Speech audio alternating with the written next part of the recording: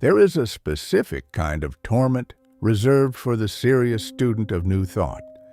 It is not the torment of disbelief. The skeptic is spared this particular suffering entirely. The skeptic dismisses the premise and moves on, unburdened by the gap between what they were told and what they experience. The torment described here belongs to a different order of mind.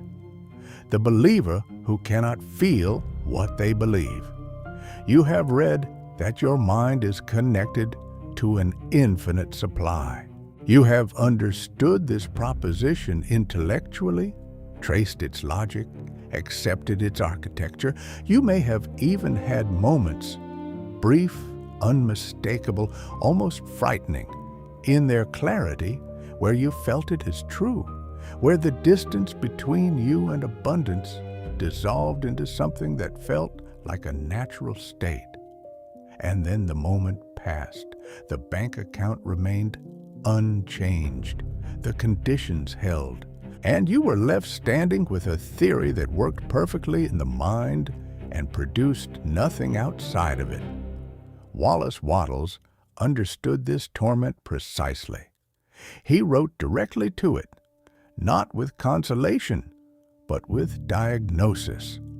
Wattles does not describe the relationship between the human mind and the formless substance as a distance to be traveled or a height to be climbed.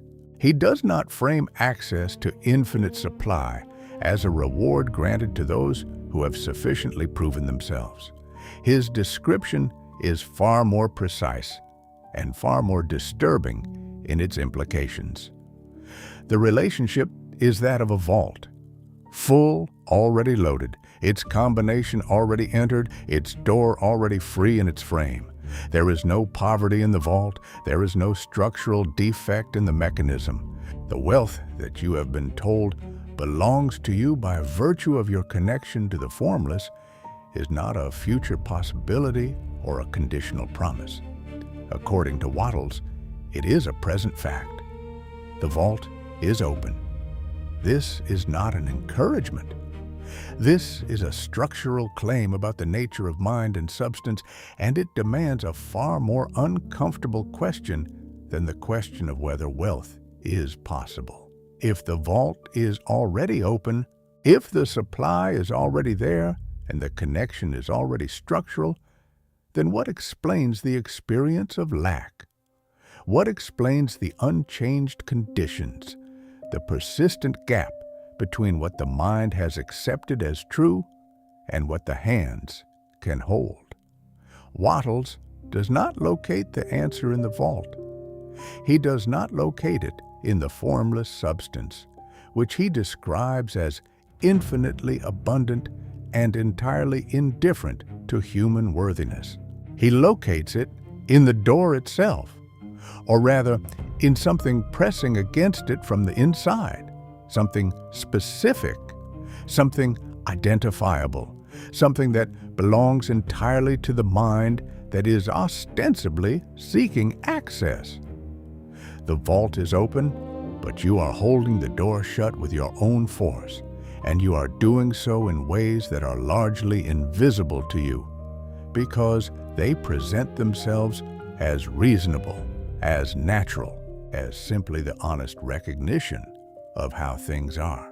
The third and most unsettling element of this diagnosis is not the existence of the blockage. It is its nature. What presses against the door from the inside is not weakness or failure or insufficient discipline. It is not a moral failing in the conventional sense, not wickedness or laziness or lack of deserving. What holds the door shut, according to Wattles, is a specific set of mental habits that feel entirely justified. Habits of comparison, habits of doubt, habits of attention directed at those who already possess what you seek. These are not exotic pathologies. They are the ordinary furnishings of a mind that has been formed by a competitive world. They are so commonplace that most who carry them have never once identified them as the mechanism of their own constraint. This is why Wattles wrote what he wrote, not to inspire, to name. What follows is not a broad survey of Wattles's philosophy. It is not a general introduction to the principles of the science of getting rich, and it does not attempt to compress an entire system into a single overview. What follows is a precise inventory. Wattles described the barriers to access with a specificity that most readers of his work either overlook or fail to carry to their full implications. He named each barrier. He described its mechanism.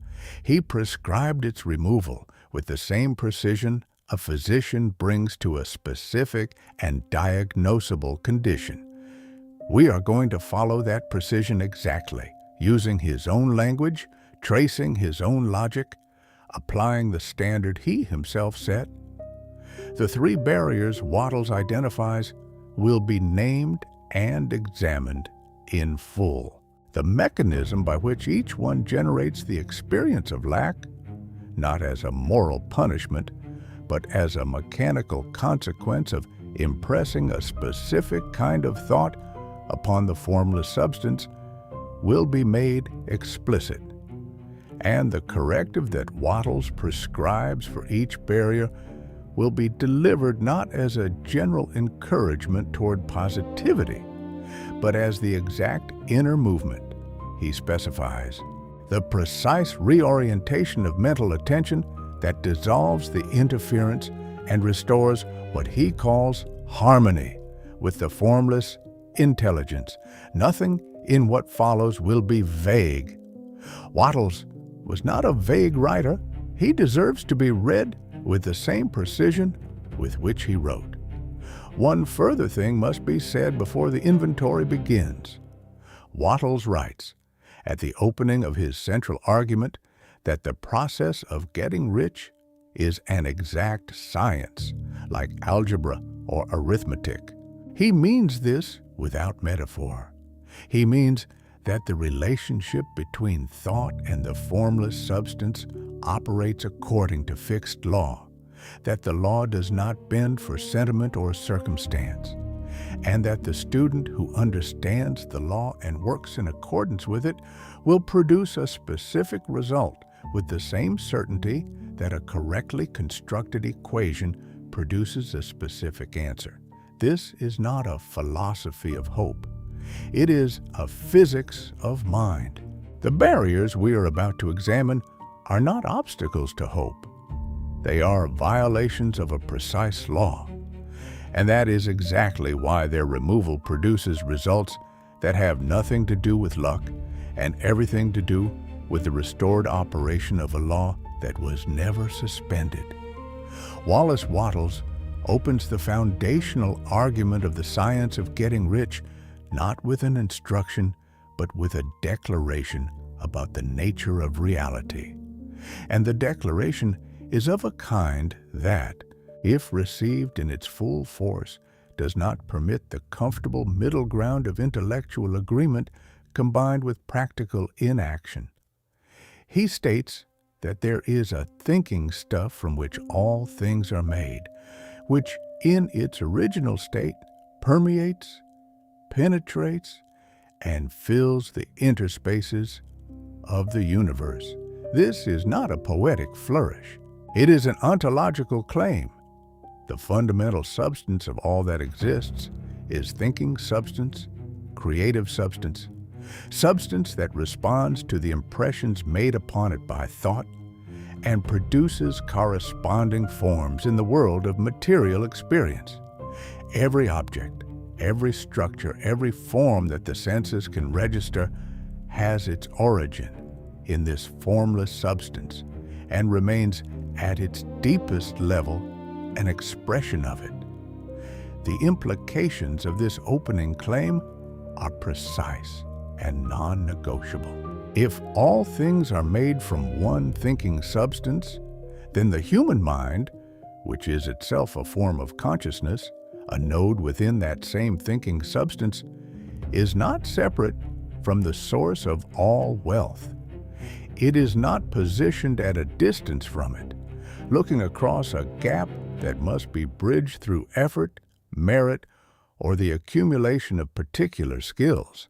The mind of the individual is constitutively embedded within the formless substance, the way a wave is constitutively embedded within the ocean that produces it. The wave does not need to travel to reach the ocean. It is already there. It is already made of what the ocean is made of. Its separation is a matter of form and surface expression, not of substance or essential nature. This is what Wattles means when he asserts that the mind is already rich. Not that it will become rich through correct practice, but that its richness is structural, inherited from its nature as a formation within and of the formless. The poverty that the student experiences then, the empty bank account, the persistent conditions of lack, the gap between what the mind believes and what the hands can hold, is not a poverty of substance. Wattles is unambiguous on this point. The formless substance has no shortage. There is no poverty in nature. There is no finite pool of wealth from which some draw their portion while others are left without. The supply that the formless substance holds is not a supply in the ordinary economic sense, a fixed quantity that diminishes as it is distributed.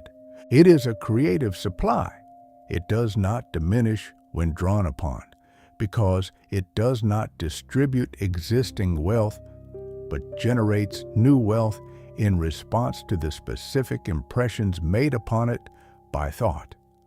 Every act of creative thinking that is rightly directed does not reduce the supply available to others. It adds to the total expression of wealth in the world. This distinction between competitive supply and creative supply is the hinge upon which Wattles' entire system turns, and it is the distinction that most readers absorb in principle while failing to carry into the felt operative premise of their daily mental life. Competitive supply is the supply of a closed system, a pie divided into slices, each one taken at the expense of another. Creative supply is the supply of an open, generative process, not a distribution of what exists, but a continuous origination of new form from inexhaustible substance. Wattles states this distinction plainly. He says that the formless intelligence is always creative and never competitive in spirit. It does not compete. It generates. It does not divide. It multiplies. A mind that understands this at the level of felt operational certainty, not merely intellectual acceptance, has already resolved the primary source of its misalignment with the formless. But understanding the creative nature of the formless does not by itself produce access to it. This is the precise location of the torment named at the beginning. The student who has read Wattles carefully, who has grasped the distinction between competitive and creative supply, who has accepted the ontological claim about the thinking stuff from which all things are made, this student may still find that the access they have theoretically established does not translate into material change. Why? Because understanding a law and operating in accordance with it are two entirely different acts. The law of gravity is understood by a person who falls from a height. Understanding it does not prevent the fall. What prevents the fall is a physical condition, a surface underfoot, a structure of support that corresponds to the understanding. In the same way, what produces access to the formless is not the intellectual grasp of its nature, but the inner condition of the mind itself, the specific quality Of the impressions it is, moment by moment, depositing upon the substance that mirrors them. Wattles uses the language of impression with great care. He says that man can cause the thing he thinks about to be created by impressing his thought upon the formless substance. The word impression is not metaphorical here. It describes a precise mechanical relationship. The thought is a form. The formless is the medium, and the form is transferred to the medium through the sustained and dominant quality of the thinking. The formless does not evaluate the content of the thought philosophically. It does not ask whether the thought is deserved, whether the thinker is sufficiently advanced, whether the intention behind the impression is pure. It mirrors. With mechanical precision, it takes the dominant impression and begins to move toward its material expression. This means that every thought the student holds with sufficient force and continuity is, at this very moment, an active impression upon the substance, including thoughts the student would never consciously choose as their creative instruction. Here is where the diagnosis becomes demanding. The student who intellectually holds the belief that their mind is connected to infinite supply may simultaneously, at a far more habitual and reflexive level, be holding the impression of a person to whom wealth does not flow, a person who watches others prosper while their own conditions remain unchanged, who doubts at the visceral level whether the law really applies to them, who carries a persistent low current of resentment toward those who already possess what they seek. These habitual impressions are not neutralized by the intellectual acceptance of the correct philosophy. They are not overwritten by the periodic affirmation of abundance. They are, by virtue of their habitual and thus dominant nature, the operative instructions being deposited upon the formless substance. The philosophy sits in the mind's library. The habit sits in the mind's engine room. The formless receives from the engine room. This is why Wattles' system is not ultimately a system of belief management or attitude adjustment. It is a system of inner engineering. The task is not to add correct beliefs to a mind still running on incorrect operating premises.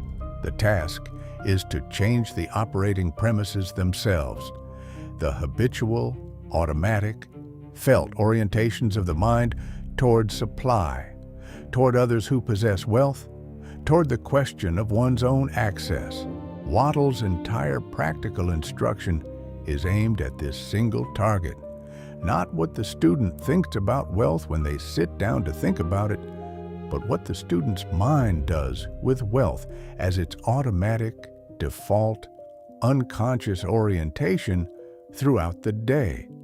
That default orientation is the real impression. That is what the formless receives. That is what it mirrors. The substance of the mind's default orientation is formed, Wattles argues, by three specific habits above all others. Three specific patterns of mental operation that, taken together, constitute the complete architecture of the blockage. Not a general negativity, not a vague pessimism. Three precise habits, each with its own mechanism of interference, each operating in a specific domain of the mind's relationship to supply. Wattles does not leave the diagnosis at the level of think positively or believe in abundance. He identifies the specific enemy with the precision of a strategist who has studied the terrain and can name exactly where the breach has occurred. This is the standard to which the remainder of this examination holds itself. The precision of Wattles' own analysis, applied without dilution. The first of these habits is competitive thinking. and it must be understood at a depth beyond its surface, meaning before its mechanism of interference can be fully grasped. Competitive thinking is not simply the attitude of wanting to win, of wanting more than others, of measuring success in relative terms. At its most fundamental, competitive thinking is a set of premises about the nature of supply itself. That supply is finite, that it is already distributed, that the portion available to any one person is constrained by the portions already held by others. This premise does not need to be consciously held. It does not need to be articulated in thought. It can be operative as a felt sense, a background hum of scarcity, a reflexive contraction at the sight of another's prosperity, and still function as an active impression upon the formless substance. In fact, when it operates at this subliminal level, when it is never examined and never named, it is at its most powerful because it runs beneath the student's capacity to recognize and counter it. The second habit is personal doubt. And here, Wattles makes a distinction of great technical importance. He does not say that the student must never question the law.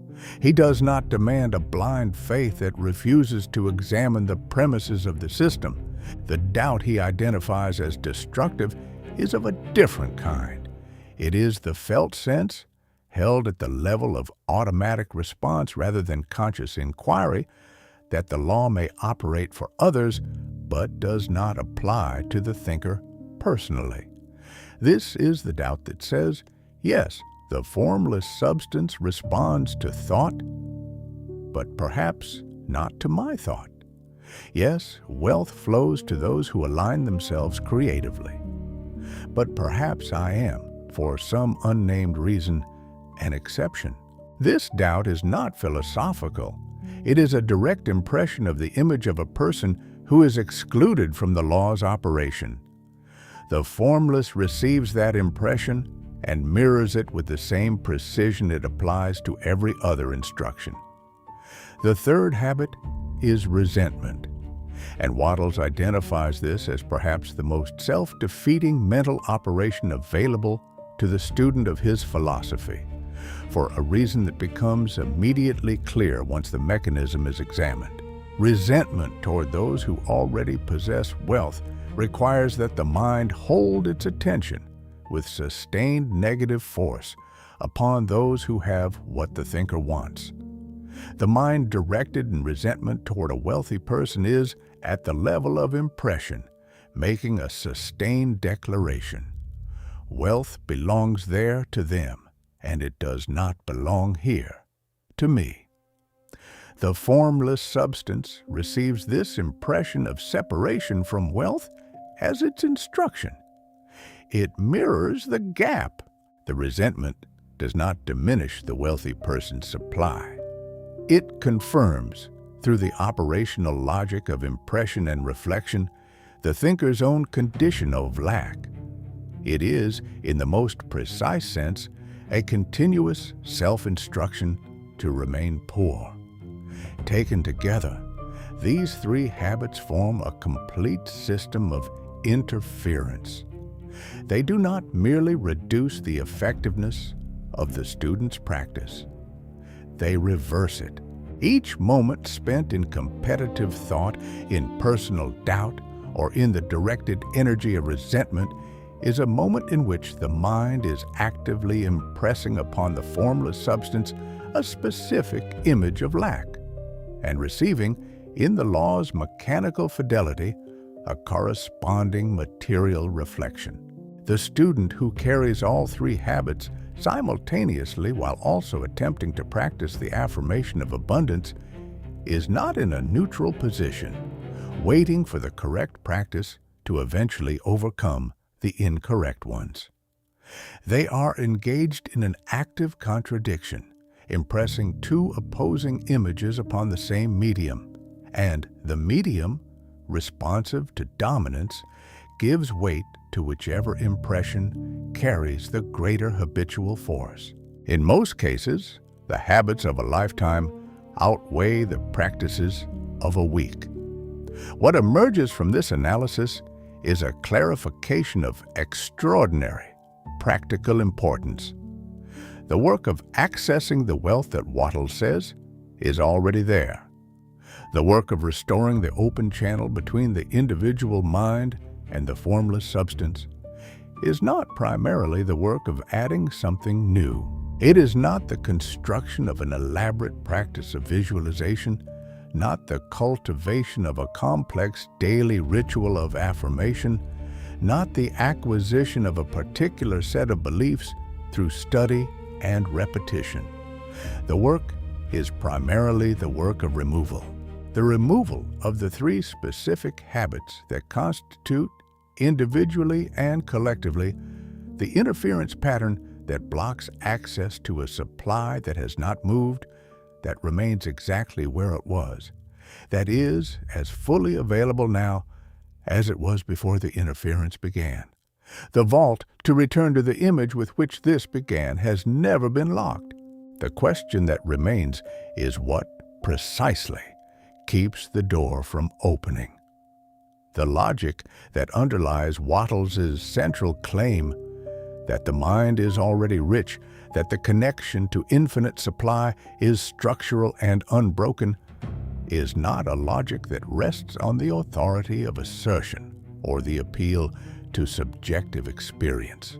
It is a logic built from a coherent set of premises about the nature of substance, the nature of mind, and the nature of the relationship between thought and material form. To accept the conclusion without examining the logic is to hold a belief. To examine the logic and find it sound is to hold a principle. Wattles was concerned exclusively with the latter. A belief can be shaken by contrary evidence, undermined by a difficult day, eroded by persistent, disappointing conditions. A principle, once truly grasped, cannot be shaken by circumstances because it stands prior to them. It is the law that explains them, not a hope they are expected to confirm. The first premise of Wattles' logic is the unity of substance. All things that exist are made from one substance, the formless substance, the thinking stuff that permeates the universe. This is not a claim about the psychological attitude of the individual thinker. It is a claim about the structure of reality itself. If it is true, its implications are binding on everyone, regardless of their belief in it, in the same way that the law of gravity binds everyone regardless of their familiarity with physics. The person who has never heard of gravity falls when they step off a ledge. The person who has never encountered Wattles' system operates within it, nonetheless, either in harmony with it or in discord, but not outside it. The first premise establishes that the individual mind is not a separate entity looking outward at a world of scarce resources. It is a formation within the same substance from which all resources originate. It is, in its nature, already inside the supply. The second premise follows necessarily from the first. If the individual mind is a formation within the formless substance, then the communication between individual thought and the formless is not a communication across a gap, but a communication within a unified medium. Wattles uses the language of impression. The thought is impressed upon the substance, the way a seal is pressed into wax. The seal and the wax are not separated by distance. They are in direct contact. The impression is immediate. What the thinker thinks, with sufficient force and continuity to establish dominance in the mind, is immediately present as an instruction within the medium of the formless. There is no transmission delay. There is no intermediary process of evaluation or approval. The law is automatic and unmediated. This is what Wattles means when he calls getting rich an exact science. The relationship between the impression and the result is as reliable as the relationship between cause and effect in any other domain of natural law. The third premise concerns the creative nature of the formless substance. Wattles insists that the substance is not merely responsive, but generative, that it does not redistribute existing wealth in response to thought, but creates new form, new material expression from its inexhaustible creative capacity. This is the premise that severs the logic of scarcity at its root. If the formless creates rather than redistributes, then the wealth produced in response to one person's correctly aligned thought does not come at the expense of another's supply. It is new creation. The person who aligns with the formless and receives material abundance through that alignment has not taken anything from the world's existing stock of wealth. They have added to it. This is not a comforting reframe of competitive economics. It is the description of a fundamentally different operating principle, one that makes the entire architecture of competitive anxiety not merely unproductive, but logically groundless. These three premises, held together as a coherent logical structure rather than as separate inspiring ideas, produce a conclusion that is not available to the student who holds them loosely or partially. The conclusion is this: the experience of lack is not a signal that the supply is absent or unavailable. It is a signal that the mind's dominant impression upon the formless substance is an impression of lack. The poverty you experience is not a fact about the universe. It is a fact about the quality of your dominant thought. And the quality of your dominant thought is, at the deepest level, a fact about the specific mental habits you have been operating through. The habits that produce the impression of lack as their automatic output, regardless of the correct beliefs you have consciously adopted to override them.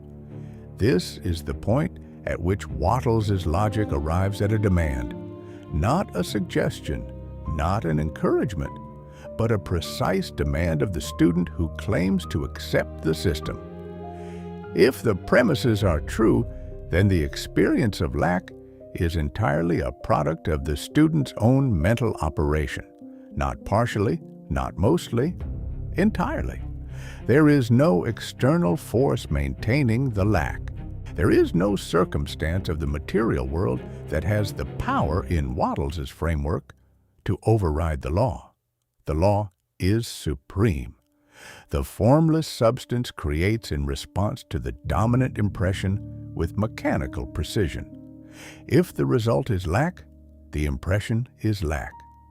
And the impression is a product of the mental habits operating below the level of the student's conscious aspirations. This is a demanding conclusion. It is meant to be. It is the conclusion that makes the removal of the three specific habits not an optional refinement of practice, but the only coherent response to having accepted the premises. Now, consider what this logic means for the student who has been attempting to access the wealth of the formless substance through the conventional methods of new thought practice, visualization, affirmation, the deliberate construction of mental images, while leaving the three habits of competitive thinking, personal doubt, and resentment fundamentally intact. This student is not simply incomplete in their practice. They are, from the standpoint of Wattles' logic, engaged in a direct contradiction. They are attempting to impress one image upon the formless, while simultaneously impressing 3 others.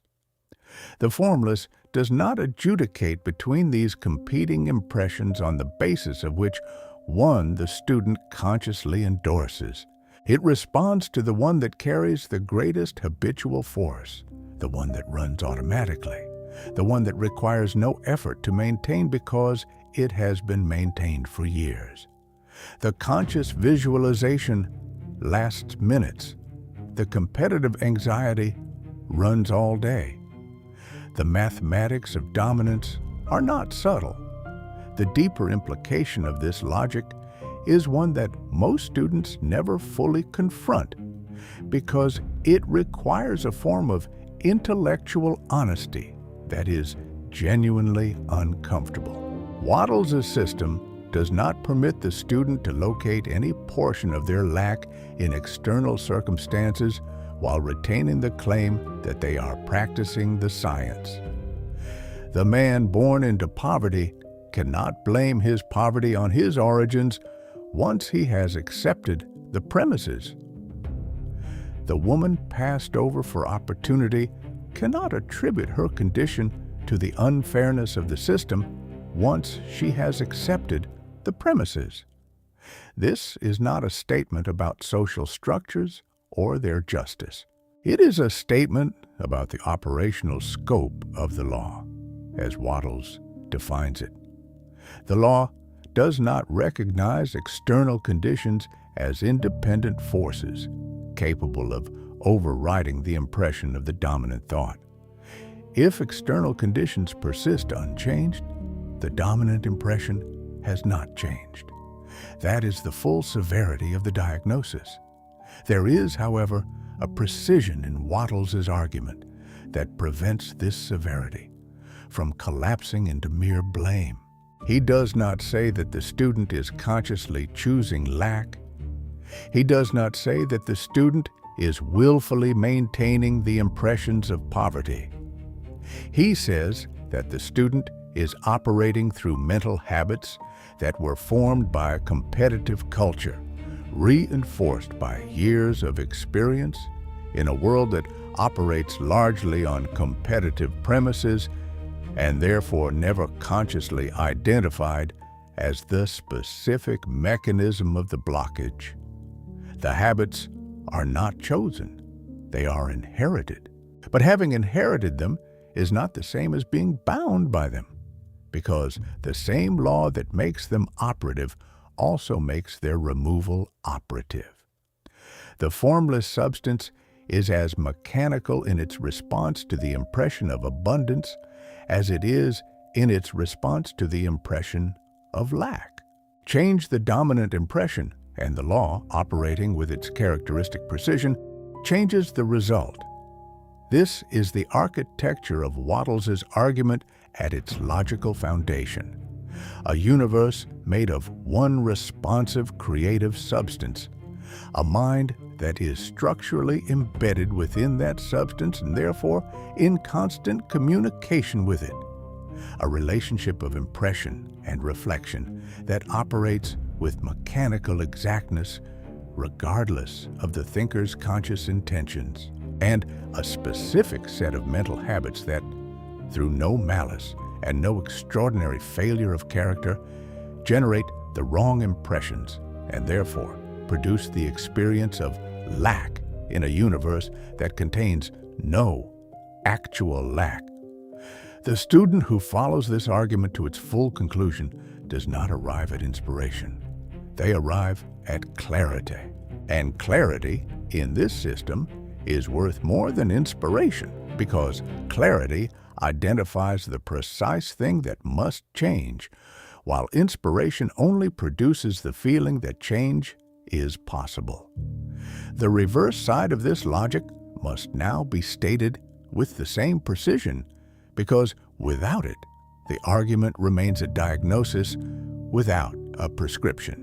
If the experience of lack is produced entirely by the impression of lack upon the formless substance, and if the formless responds to the dominant impression with mechanical precision, then the restoration of access requires only one thing: the displacement of the dominant impression of lack by a dominant impression of abundance and creative alignment.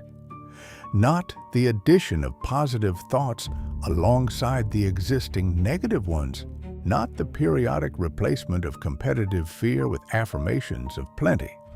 The displacement of the dominant impression, which means the removal of the habits that generate it, and the installation, through deliberate and sustained practice, of the habits that generate its opposite. The vault does not need to be unlocked. The pressure holding the door shut needs to be released. And the release, according to Wattles, is entirely available to the student who understands exactly what is pressing against it. What makes this logic unshakable? Not merely persuasive, but structurally sound in a way that resists all conventional objections, is its internal consistency. Every objection the skeptical student raises against it can be answered within the system without resort to special pleading or circular argument. The student who says, "But I have practiced visualization for months and nothing has changed," receives this answer. The dominant impression is not what you practice during visualization. It is what your mind does automatically for the remaining hours of the day. The student who says, "But the wealthy person I resent did not earn their wealth through clean means," receives this answer. The law does not ask about the deservingness of those it serves. It asks only about the quality of the dominant impression. The student who says, "But the conditions of my life are genuinely difficult, and ignoring them seems like denial," receives this answer. No one has asked you to ignore conditions. Conditions are the result of past impressions. Changing the impression does not require denying present conditions. It requires recognizing that present conditions are effects, not causes, and that causes operate in the domain of mind, not circumstance. Each of these answers points back to the same operative principle: the supremacy of the dominant impression over all other factors in determining the mind's relationship to the formless substance. This is the unshakable center of Wattles' argument. Not the comforting idea that the universe wants abundance for you, not the motivating image of the life that becomes possible once the system is correctly applied.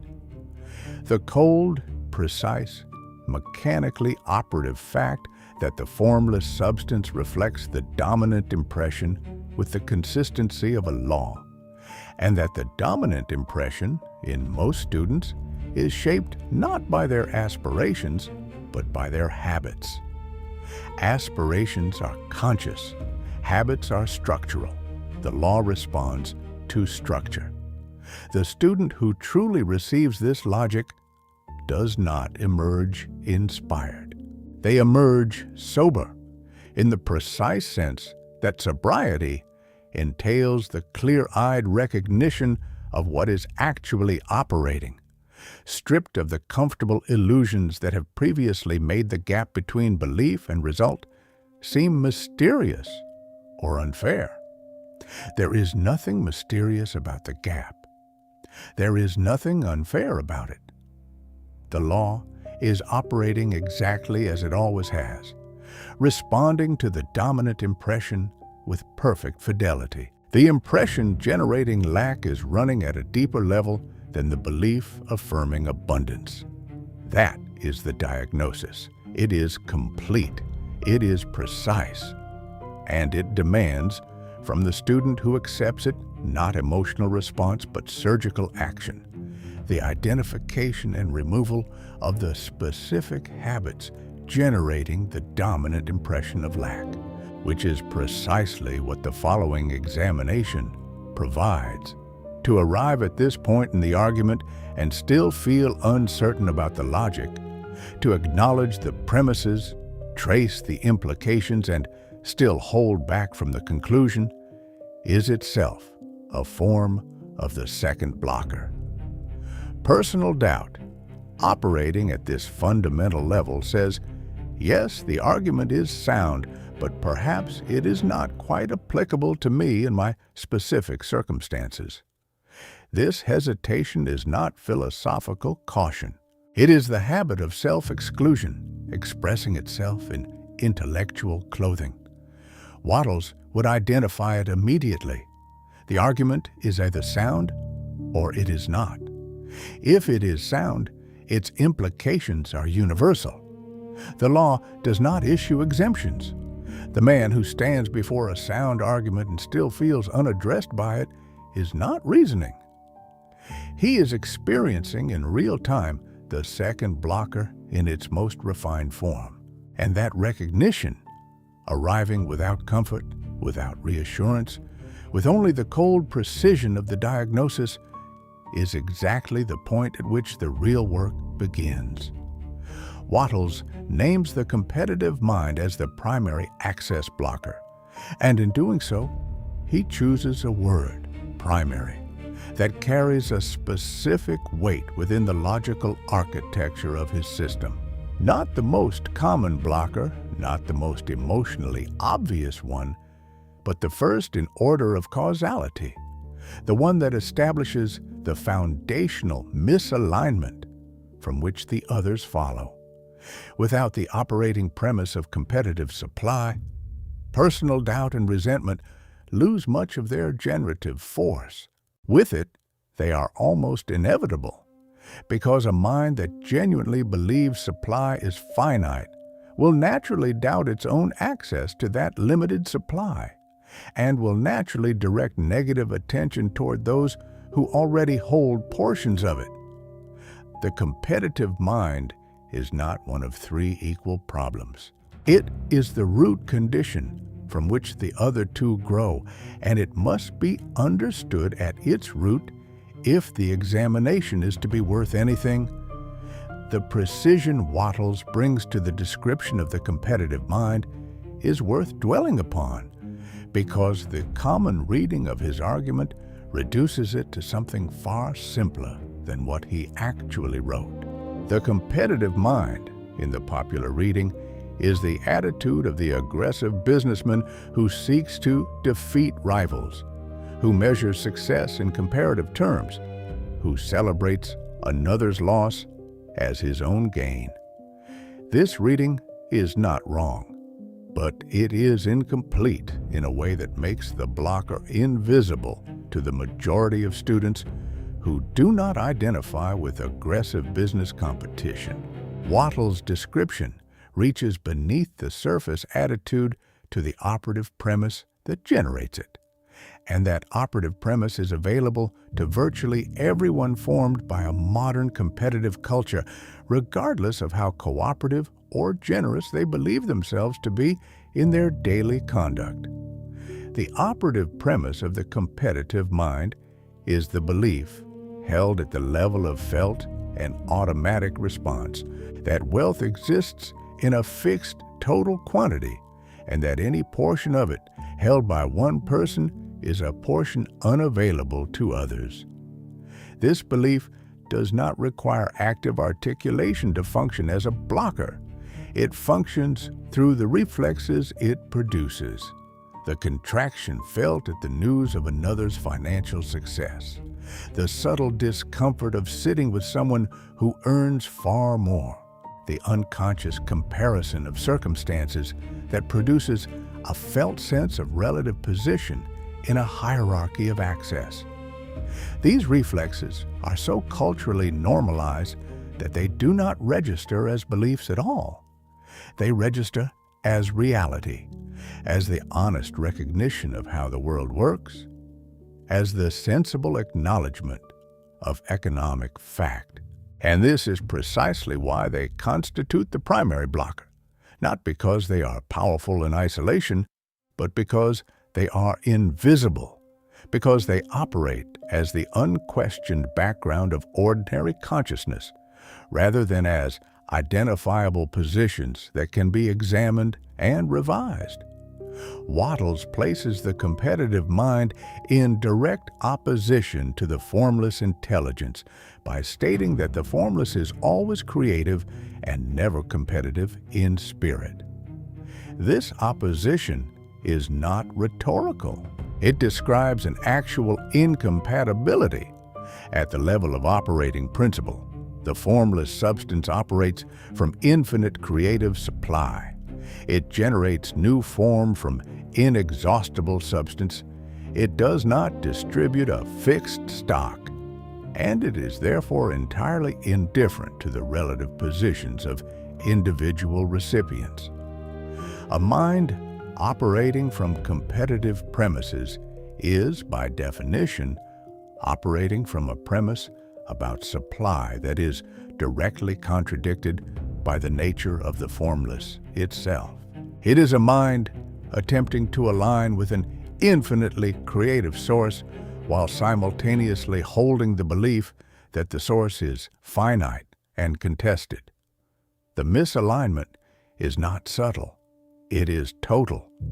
The two positions cannot be held simultaneously without producing exactly the kind of interference that prevents access, the static that Wattles diagnoses as the gap between the believer and the felt reality of their belief. The mechanism of this interference becomes clear when the logic of impression is applied. A mind operating in competitive mode is, at every moment, depositing upon the formless substance a specific image, the image of a world of scarce supply, of a self positioned within a hierarchy of access, of wealth as something to be captured before others take it. The formless receives this image as its instruction. It mirrors not the conscious aspiration for abundance, but the operative premise of scarcity that runs beneath it. The result is not punitive. The formless does not punish the competitive thinker. It simply creates in accordance with the impression it receives, and the impression of competitive scarcity produces with mechanical reliability the experience of a world in which supply is indeed scarce, in which others do indeed hold what you seek, in which the gap between yourself and the wealth you aspire to feels permanent and structural. The competitive mind, in this precise sense, creates the world it fears. What makes this mechanism particularly difficult to interrupt is the apparent reasonableness of the competitive premise in the context of ordinary economic experience. The student who observes the material world sees genuinely a world in which competition operates, in which market share is finite, in which wages are constrained by what others will accept, in which resources are unevenly distributed and the acquisition of some does appear to occur at others' expense. The competitive premise is not a delusion constructed from no evidence. It is an accurate description of how the surface economy operates. Wattles does not deny this. He makes a different argument. The surface economy is itself a reflection of the dominant impressions of those who operate within it. It is an effect, not a cause. The student who takes the competitive surface economy as the fundamental reality and adjusts their mental premises accordingly is reasoning from effect back to cause, and reinforcing the cause in doing so. The formless substance does not operate according to the rules of the surface economy. It operates according to the law of impression and creative response. This means that the student's relationship to supply is not ultimately determined by the competitive structure of the world they can observe. It is determined by the premise from which their mind operates in its habitual and automatic orientations. The student who can hold this distinction, not as an abstract philosophical position, but as a felt operative truth, has already begun the passage from competitive to creative orientation. The competitive surface economy remains visible. The student can continue to observe it accurately, but it is no longer their reference point for what is fundamentally possible. The reference point has shifted from the observed world, which is the expression of collective dominant impressions, to the formless substance itself, which is prior to all impressions and indifferent to the competitive narratives imposed upon it by human habit. There is a further dimension of the competitive mind that Wattles' analysis implies, though he does not always state it with the full explicitness it deserves. The competitive mind is not only a mind that fears the scarcity of supply in the world, it is also a mind that, at a deeper level, has accepted a particular identity, the identity of a person who is in competition for position, for access, for recognition, for a sufficiently large portion of a contested whole. This identity is not merely an attitude. It is a self-image, and self-image, in Wattles' framework, is among the most powerful and persistent impressions made upon the formless substance, because it is held continuously, because it shapes the interpretation of every experience, and because it generates a nearly endless stream of subsidiary impressions that all confirm the original self-conception. The competitive man does not just think competitive thoughts occasionally, he perceives himself as a competitive entity, and that self-perception colors every interaction with the formless in the direction of scarcity. This is why Wattles insists that the passage from competitive to creative mind is not a matter of changing specific thoughts, but of changing the foundational operating premise from which all specific thoughts arise. It is not sufficient to suppress competitive thoughts when they arise and replace them with affirmations of creative abundance, while the identity of the competitive self remains intact at the structural level. The suppression strategy keeps the mind's attention focused on the competitive thoughts even as it works to counter them. And focused attention, in Wattles' system, is itself a form of impression, regardless of the valence with which the attention is directed. What is required is a change at the level of premise, a fundamental reorientation of the mind's operative understanding of what supply is, how it works, and what the self's relationship to it actually consists of. This is a change of a different order than the management of specific thoughts. It is a change in the structure from which thought arises. The breadth of this structural change becomes clear when one considers how many of the ordinary mental habits of daily life draw their force from the competitive premise. The anxious monitoring of financial news, the reflexive attention to whether conditions are favorable or threatening, draws from the competitive premise that supply is subject to external fluctuation. The comparison of one's own material position against the positions of others, the subtle, persistent measurement of relative standing, draws from the competitive premise that position in the hierarchy of access is meaningful, and that one's own position is insufficiently secure. The urgency with which plans are pursued, the anxiety that accompanies delay, the fear of missing an opportunity that will not recur, all of these draw from the competitive premise that the available supply is finite and time-limited. Each of these habits, operating every day in the background of ordinary life, is a continuous impression of competitive scarcity upon the formless substance. Together, they constitute not a few errant thoughts, but the ongoing dominant impression of a mind fundamentally oriented toward competitive reality. When Wattles writes that riches secured on the competitive plane are never satisfactory and permanent, he is making a claim whose precision rewards careful attention. He does not say that competitive thinking cannot produce material results. He says the results it produces are unsatisfactory and impermanent. Why? Because they are produced within the logic of the competitive premise. And within that logic, every gain is a precarious holding, subject to the same competitive forces that produced it, always potentially lost to a competitor with greater force or more favorable circumstance. The wealth produced by competitive alignment is not the wealth of a mind attuned to infinite creative supply.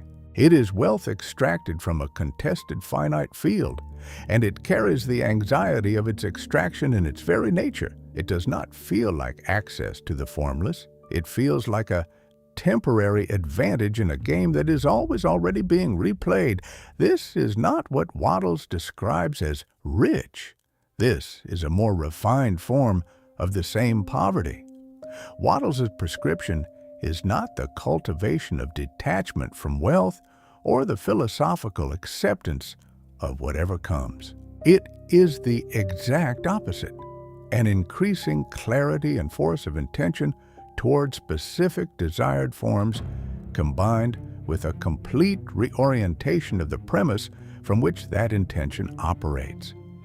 The creative mind, as Wattles describes it, wants what it wants with precision and certainty, but it wants it from the premise of infinite supply, from the operating knowledge that the formless substance will create in response to the impression with the same reliability that governs every other natural law.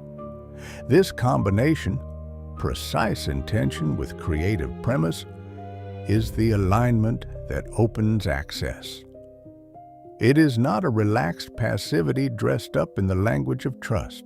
It is the specific mental state of a person who has genuinely moved from the premise of scarcity to the premise of creative generation, and who therefore wants without the contraction of competitive fear, not because they no longer care, but because the fear is no longer logically available given the operative premises from which they now function.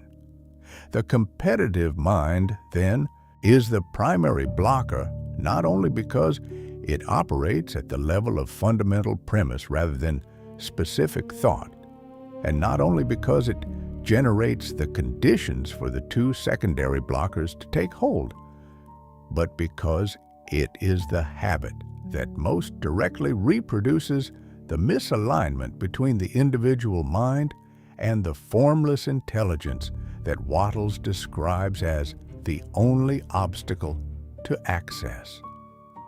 To move from competitive to creative orientation is not to solve one of three problems. It is to dissolve the root condition from which the problem of access arises. The two secondary blockers, doubt and resentment, do not disappear automatically when this root condition is addressed. They have their own momentum, their own specific mechanisms, and they require their own specific correctives. But they lose the structural support that the competitive premise provides, and their removal becomes, in consequence, a far more tractable undertaking. The student who sits with the full weight of this analysis and asks themselves honestly how much of their daily mental life operates from competitive premises, how many of their daily thoughts about money, about success, about the prosperity of others, about the security of their own position, draw their energy from the premise that supply is scarce and contested, will arrive, if they answer honestly, at an uncomfortable recognition, not because they are unusually afflicted with competitive thinking, but because competitive thinking is the default cognitive environment of a civilization that has organized itself almost entirely around competitive premises. To think otherwise requires not the absence of effort, but a specific and disciplined reorientation, and the effort is precisely targeted. It is the effort of changing the operative premise, not the effort of managing the endless stream of thoughts that the premise generates. Address the premise, and the stream changes character at its source. What Wattles offers the student who reaches this recognition is not comfort, but precision. A clear identification of exactly what must change, exactly how it must change, and exactly why the change will produce the result that no amount of surface-level thought management has been able to produce. The competitive mind is the primary lock. Understanding it at this depth is not the act of turning the key, but it is the act of finally seeing the lock clearly for the first time. And seeing a lock clearly, without illusion, without the distortion of defensive habit, is the necessary condition for every act of opening that follows. If the competitive mind is the primary lock because it operates at the level of foundational premise, the second blocker, personal doubt, is more intimate in its operation and, for many students of Wattles, more difficult to identify precisely because it wears the disguise of intellectual responsibility. Doubt presents itself as appropriate caution, as epistemic humility, as the reasonable withholding of full commitment pending sufficient evidence. It does not announce itself as a blocker. It announces itself as good sense. And this disguise is, in Wattles' analysis, the precise source of its destructive force. A habit that presents itself as virtue is a habit that the mind has no incentive to examine, and a habit that escapes examination continues to generate its impressions undisturbed. Wattles is careful to distinguish between two fundamentally different forms of doubt. The first is philosophical inquiry, the examination of the premises of any system to test their coherence and their correspondence with experience. This form of doubt is not a blocker. Wattles himself invites it. He presents his argument as a science and asks the student to examine its logic rather than simply accept it on authority. Philosophical inquiry about whether the system is sound does not generate a destructive impression upon the formless substance. It generates, if anything, the impression of a mind engaged in rigorous examination. And rigorous examination, if pursued honestly, leads to the recognition that the premises are in fact coherent, which resolves the philosophical doubt through the normal operation of reason. This is not what Wattles means by the second blocker. The doubt that blocks access is not philosophical. It is personal, and it operates at a level below the reach of philosophical argument.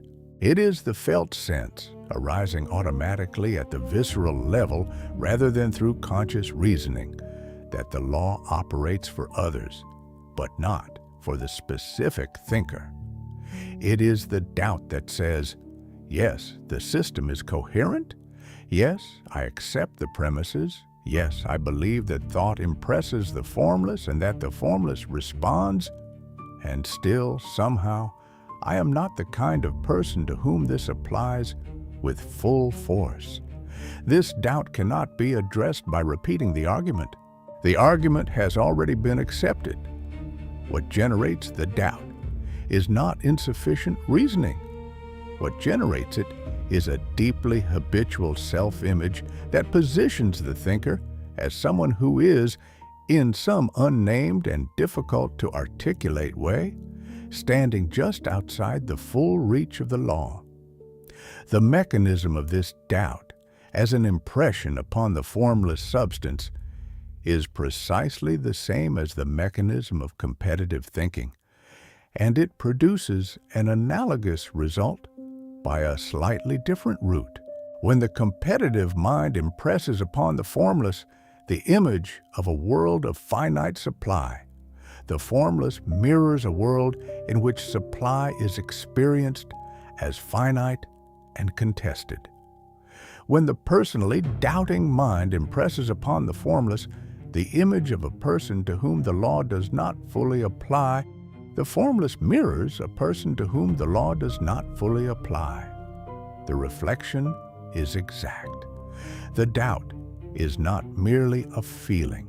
In the operative logic of Wattles' system, it is an instruction, one of the most specific and unambiguous instructions the mind can provide, because it targets not the general availability of supply, but the specific relationship between the thinker and the law that governs supply's distribution.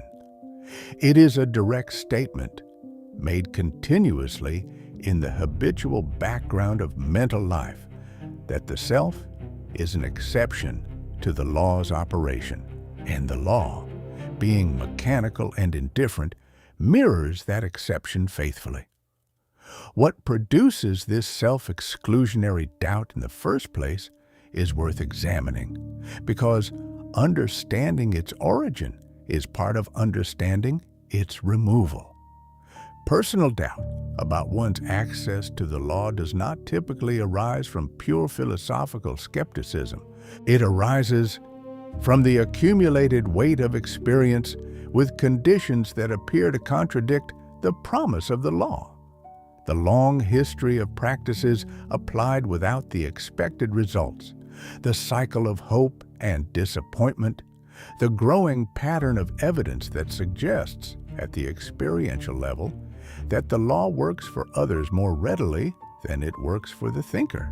This experiential foundation gives personal doubt a quality of apparent reasonableness that makes it particularly resistant to the arguments of the intellect.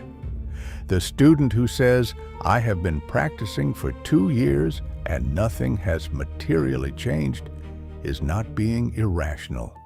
They are responding to evidence. But the evidence they are responding to is the evidence of past dominant impressions. Impressions that included the very doubt they are now citing as its justification. The doubt perpetuates itself by generating the conditions that appear to confirm it. This is one of the most precise and demanding moments in Wattles' analysis.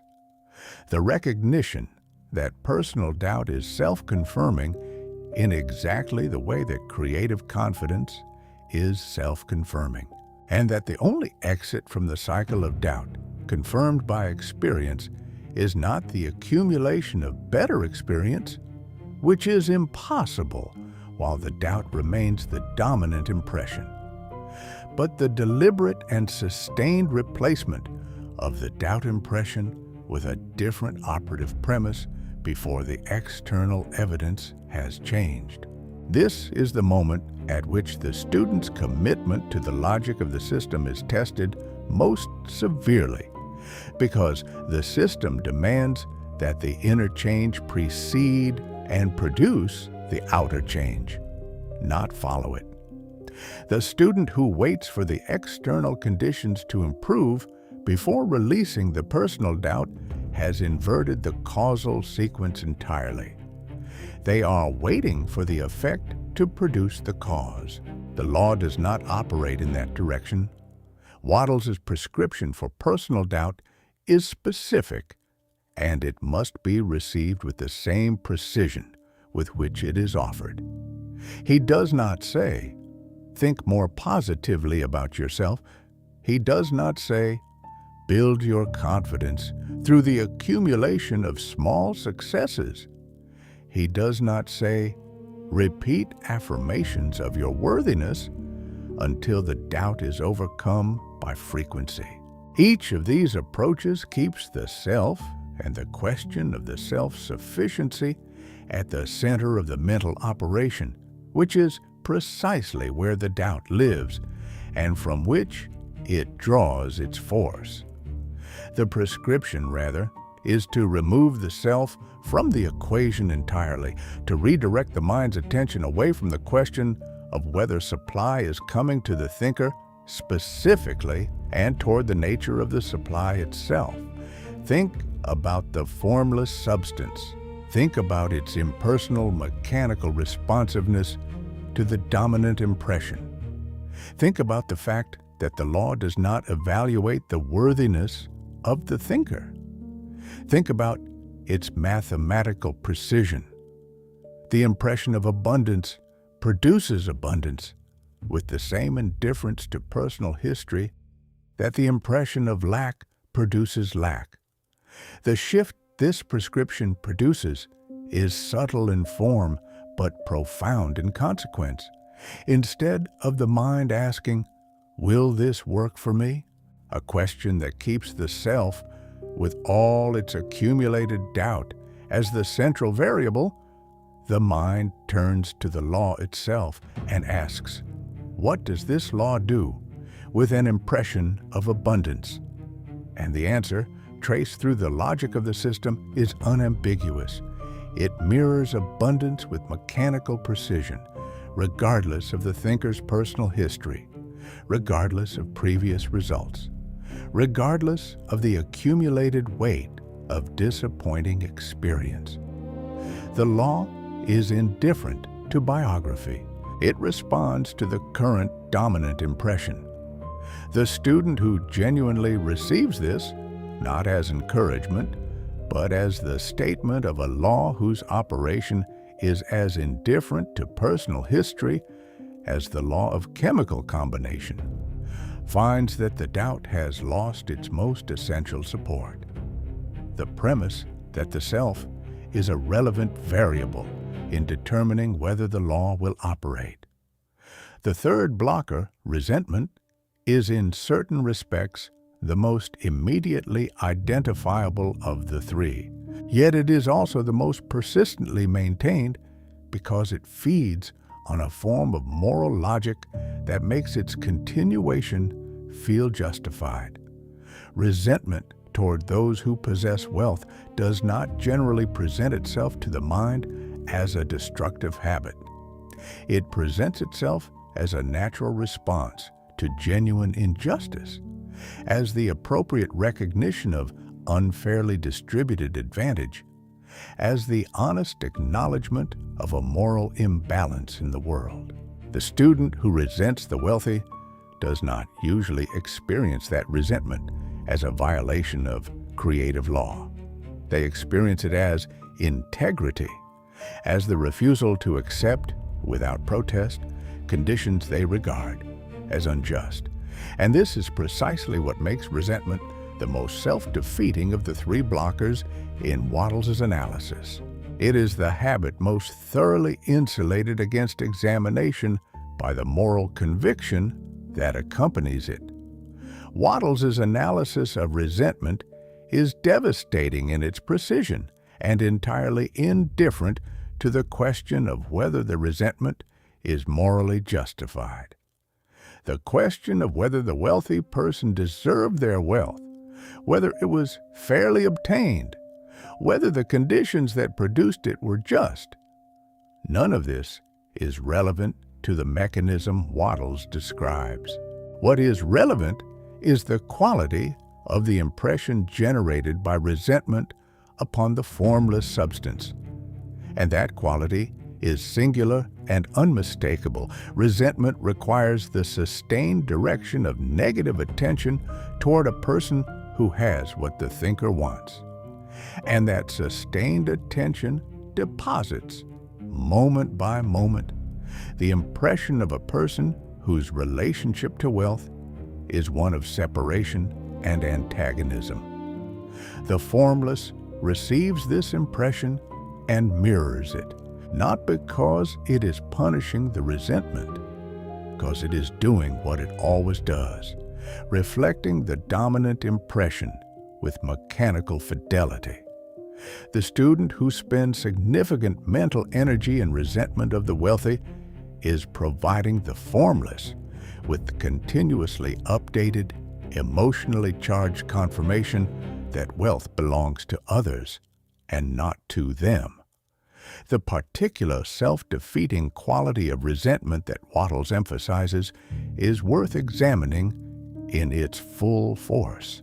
Unlike competitive thinking, which at least contains the aspiration to obtain what is scarce, and unlike personal doubt, which at least acknowledges the possibility that the law might eventually work, resentment actively and emotionally affirms the separation it deplores.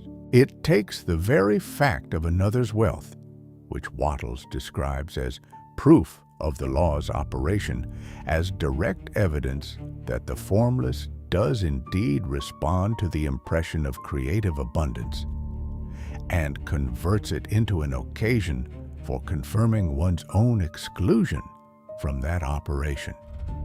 The wealthy person in the resenting mind is not a demonstration that the law works. They are an offense, an evidence of unfairness, a constant reminder that the desired wealth belongs to someone else. Every encounter with their prosperity is an occasion for a fresh impression of lack. The resentment is, in operational terms, a continuous commitment to the very condition it protests against. There is, moreover, a quality of the attention deployed in resentment that makes it particularly potent as a generator of impressions. Resentment is not passive. It is emotionally charged, frequently revisited, often sustained for long periods without the deliberate reinforcement required by positive impressions. The emotional charge that accompanies resentment gives the impression it deposits upon the formless an unusual force and persistence. The student who spends 5 minutes in deliberate visualization of abundance and then spends 3 hours in habitual low-grade resentment toward a wealthy colleague has not created a neutral balance. The emotionally charged resentment has the force of something sustained and felt, while the visualization has the character of a deliberately constructed thought that requires effort to maintain. In the competition for dominance of impression, the emotionally charged habit wins. This is not a reassuring conclusion, but it is the precise diagnosis that points toward the equally precise corrective. The full weight of these 3 blockers, understood together as an integrated system rather than as 3 separate problems, reveals the condition of the ordinary student of New Thought with a clarity that is both humbling and clarifying. The competitive premise operates as the foundational misalignment. The personal doubt reinforces it by making the self an exception to the law's full operation, and the resentment confirms it by converting every available evidence of the law's operation into fresh evidence of one's own exclusion. Each blocker feeds the others. The competitive premise generates anxiety about one's relative position, which generates personal doubt about one's own access, which generates resentment toward those who already occupy the positions of access. The 3 habits form a closed system of self-reinforcing misalignment. And this is why the removal of each one is not merely the correction of a specific error, but a disruption of the entire system, each correction weakening the structural support that the others depend upon. Wattles describes the passage from the competitive plane to the creative plane not as a gradual shift or a process accumulated through sustained practice, but as a specific inner movement that happens in a single moment of genuine reorientation. This is a claim of extraordinary precision, and it must be received at its full precision rather than softened into a more comfortable description of incremental change. The movement is not preparation for access. It is access. The moment the operative premise of the mind shifts from competitive scarcity to creative abundance, not as a consciously adopted belief, but as the felt and functional orientation from which the mind begins to operate, the alignment with the formless intelligence is restored, not partially, not provisionally. The door to return to the foundational image is already open. The only thing that closed it was the pressure of the competitive premise against it. Remove the pressure, and the door opens in the same instant. The distinction Wattles draws between the competitive and the creative orientation can be stated with great precision, and it is worth stating it in its exact terms, so that the inner movement can be correctly targeted. The competitive man operates from the premise that there is a limited amount of wealth in the world and that his task is to obtain his share before others take it. The creative man operates from the premise that there is an unlimited supply in the formless substance and that his thinking from that substance creates whatever he needs without reducing anything available to anyone else. These two premises are not different points on a spectrum. They are different operating realities.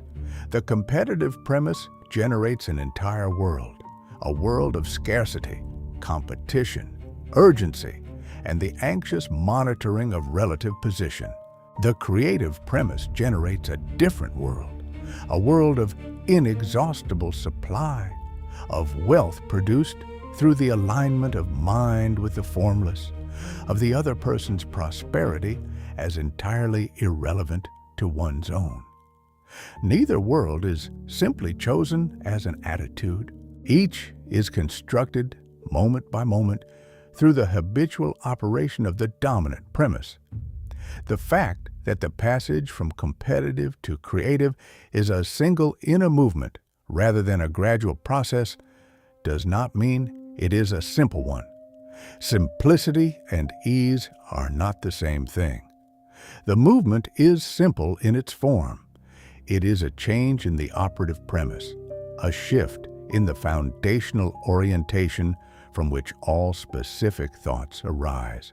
But the difficulty of this movement is proportional to the depth and duration of the competitive premise that has been operating. A student who has spent decades operating from competitive premises has not merely a belief to change. They have a world, a fully constructed, extensively reinforced, experientially confirmed world of competitive reality that the creative premise must displace. The displacement is a single act in principle. In practice, it may require the repeated performance of that single act, the deliberate return, each time the competitive orientation reasserts itself to the creative premise until the creative premise has established sufficient dominance to operate as a new automatic orientation. But each return is the same act, not a different stage in a process.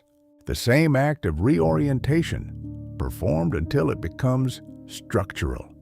What makes the passage possible, what makes a single inner movement of this kind available to the student at all, is the nature of the formless substance itself. Because the formless is impersonal and mechanical in its response to the dominant impression, it does not require a history of correct thinking before it begins to respond. It does not average the student's past impressions against their present ones. It responds to the current dominant impression with the same immediacy with which it has always responded. This means that the student who shifts their operative premise genuinely, who moves from the felt operational certainty of competitive scarcity to the felt operational certainty of creative abundance, begins immediately to deposit a different quality of impression upon the formless. The law responds immediately. The material results will manifest through the available channels in the world of form, which takes time, but the operative alignment has been restored the instant the dominant impression changes. There is no waiting period built into the law. The law is already responding. Wattles is unusually attentive to the phenomenology of this passage, to what it actually feels like from the inside to shift from competitive to creative orientation. This attention is remarkable because it provides the student with a way to verify in real time whether the movement has genuinely occurred or whether they have simply substituted one set of conscious beliefs for another while leaving the operative premise unchanged. The phenomenology Wattles describes is not exhilaration. It is not the charged excitement of a discovery or the emotional high of a conviction newly adopted. It is something far quieter and, in a way, far more verifiable, a sense of expansion, of genuine relief, of a particular ease that arrives when a weight that has been carried so long it became invisible is finally put down. The competitive mind carries a continuous tension, the tension of monitoring, comparing, competing, measuring relative position, guarding against loss. And it carries this tension so continuously that the student has long since ceased to experience it as tension and begun to experience it simply as the ambient condition of being alive. When the competitive premise is genuinely displaced, this tension releases, and its release is felt not as excitement, but as rest. This rest, the specific rest of a mind that has stopped fighting a war it was never designed to win, is what Wattles calls, in language of unusual beauty and precision, the Sabbath of the soul. The term deserves to be held at its full weight. The Sabbath, in its original understanding, is not idleness or passivity. It is the cessation of a specific kind of labor, the effortful, anxious, competitive work of securing supply in a world perceived as insufficient. It is the rest that follows the recognition that the supply does not need to be fought for. The creative mind, resting in this Sabbath state, is not inactive. It is not complacent. It is fully engaged with the specific forms it intends to create and the specific actions through which those forms will be materialized. But it engages from a fundamentally different premise than the competitive mind, not from the urgency of scarcity, but from the certainty of a supply that does not require urgency, because it does not run out.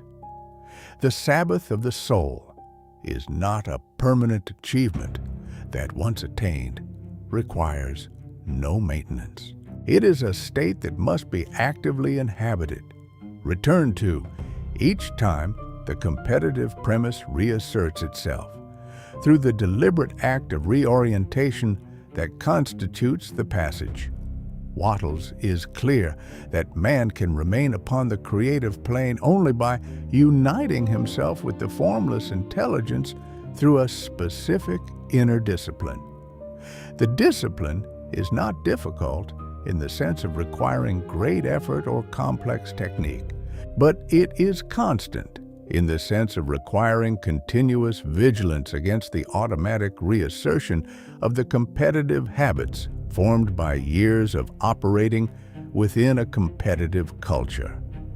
The creative plane is not a destination from which departure is impossible. It is a position maintained by the ongoing practice of the creative premise.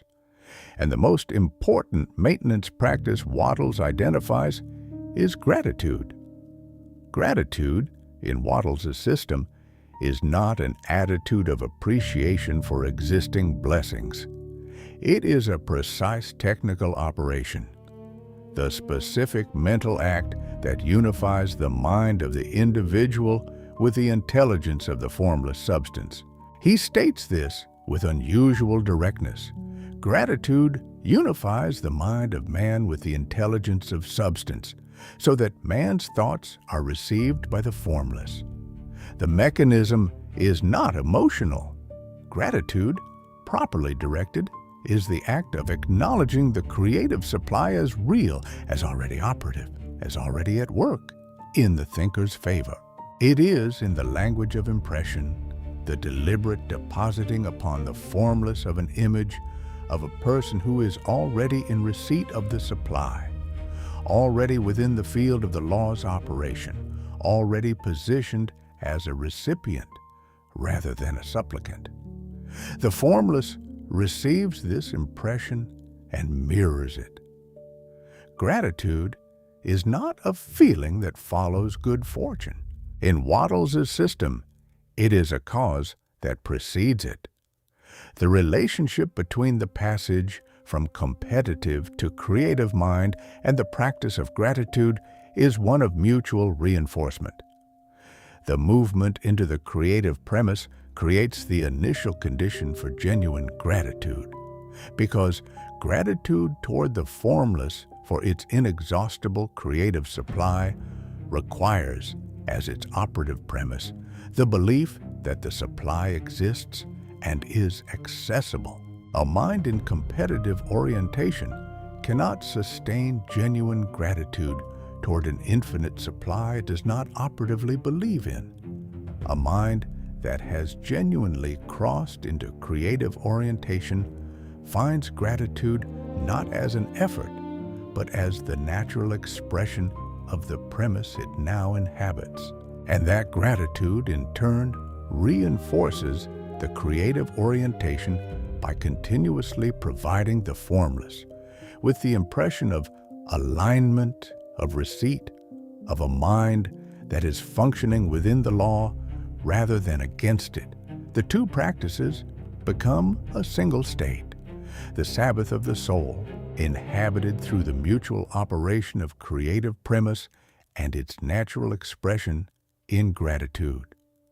The student who has genuinely made this passage will notice a change in their relationship to the evidence of the material world that is among the most diagnostic indicators Wattles provides.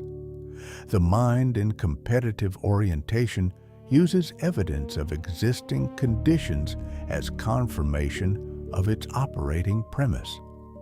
The empty bank account confirms scarcity. The prosperity of others confirms their advantaged position and the thinker's relative disadvantage. The persistent, unchanged conditions confirm the futility of the practice. Evidence flows in one direction, toward confirmation of the competitive premise. The mind that has genuinely crossed into creative orientation receives the same evidence differently. The empty bank account is a lagging indicator, an expression of past dominant impressions, already in the process of being changed by the new operative premise. The prosperity of others is proof that the law operates, confirmation that the creative premise produces the creative result. The persistent conditions are effects, not causes, and effects change after causes have been altered, not before. Evidence is no longer confirmation of the premise. The premise is prior to the evidence. The profound practical implication of Wattles' description of the passage is this: the student does not need to change their external circumstances before making the crossing. They do not need to achieve a certain financial threshold or secure a particular form of evidence or accumulate a sufficient record of small successes. The crossing is available in the present moment, not after the conditions improve, not after the doubt has been fully resolved, not after the resentment has been completely discharged. It is available because it is a change in the operative premise of the mind, and the premise can be changed in a moment, regardless of what the moment's external conditions appear to say. This is, in fact, the only way the crossing can happen. Before the evidence changes, because the crossing is what produces the evidence. The student who waits for the conditions to justify the creative premise has misunderstood the direction of causality in Wattles' system. Conditions are the mirror. The premise is the face. The crossing is, in this precise sense, the most demanding act Wattles asks of the student, not because it requires great effort in the physical sense, but because it requires the student to act in the mind on the basis of a law whose results have not yet manifested in the material world. It requires holding the creative premise with sufficient force and consistency to establish it as the dominant impression, while the surface conditions still appear to confirm the competitive premise. This is the specific difficulty Wattles is addressing when he speaks of unwavering faith, not the faith of blind belief, but the faith of a person who understands the law well enough to trust its operation before the results appear, the way a chemist trusts the reaction before it is visible because they understand the conditions under which it must occur. The creative premise, held with this quality of operative certainty, is not hope. It is applied law. If the passage from competitive to creative mind is the primary corrective that Wattles prescribes, then the specific antidotes to personal doubt and resentment are the secondary correctives that complete the removal of the blockage. And each antidote must be understood with the same mechanical precision that characterizes the diagnosis. Wattles does not offer these antidotes as general advice about mental attitude. He offers them as specific inner operations targeted at the specific mechanisms by which each blocker generates its impression upon the formless substance. To apply the antidote correctly requires understanding exactly what it is replacing and why the replacement produces the result it produces. The antidote to personal doubt begins with a recognition that may seem paradoxical, but is, upon examination, the only logically coherent response to the blocker's mechanism. Personal doubt gains its force from the self, from the specific question of whether the law applies to this particular thinker, given this particular history, these particular circumstances, this particular weight of disappointing evidence. The doubt is personal in its orientation. It is about the self's relationship to the law, and Wattles' prescription is to remove the self from the center of the inquiry entirely, not by developing a more positive or confident self-image, but by shifting the mind's attention away from the self and towards the law. Stop thinking about whether supply is coming to you. Think instead about the nature of the supply itself. What does the formless substance do with an impression of abundance? It mirrors abundance. With what precision? With mechanical precision. What factors does it weigh in deciding whether the impression qualifies? None. It does not evaluate. It does not assess the worthiness of the thinker.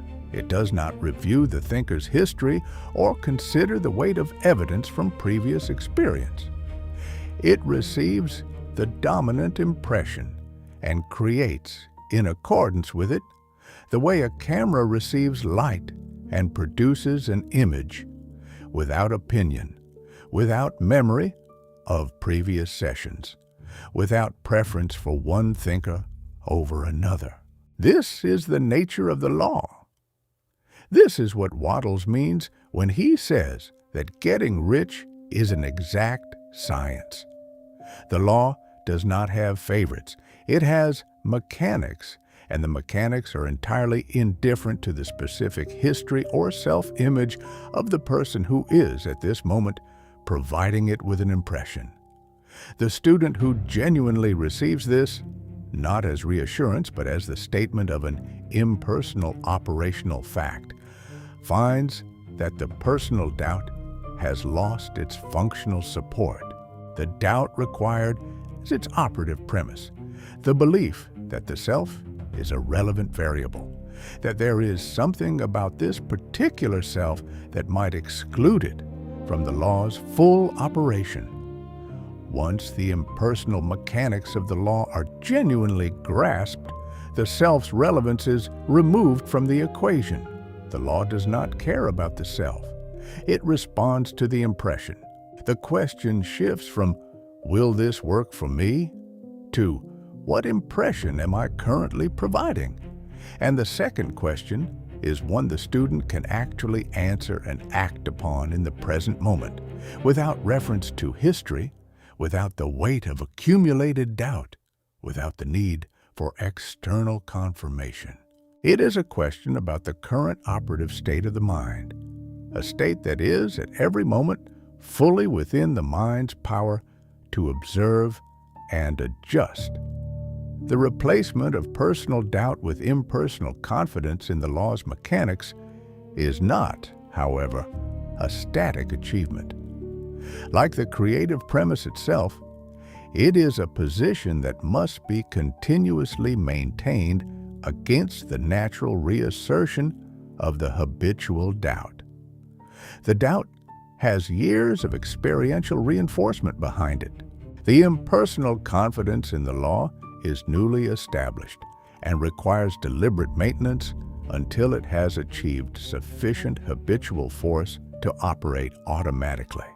Wattles's prescription for this maintenance is contemplation, the specific practice of dwelling in the leisure hours upon the nature of the formless substance and the law of its operation, not upon the self's relationship to it, but upon the law itself, its impersonal mechanics, its absolute indifference to biography, its mathematical responsiveness to the quality of the dominant impression.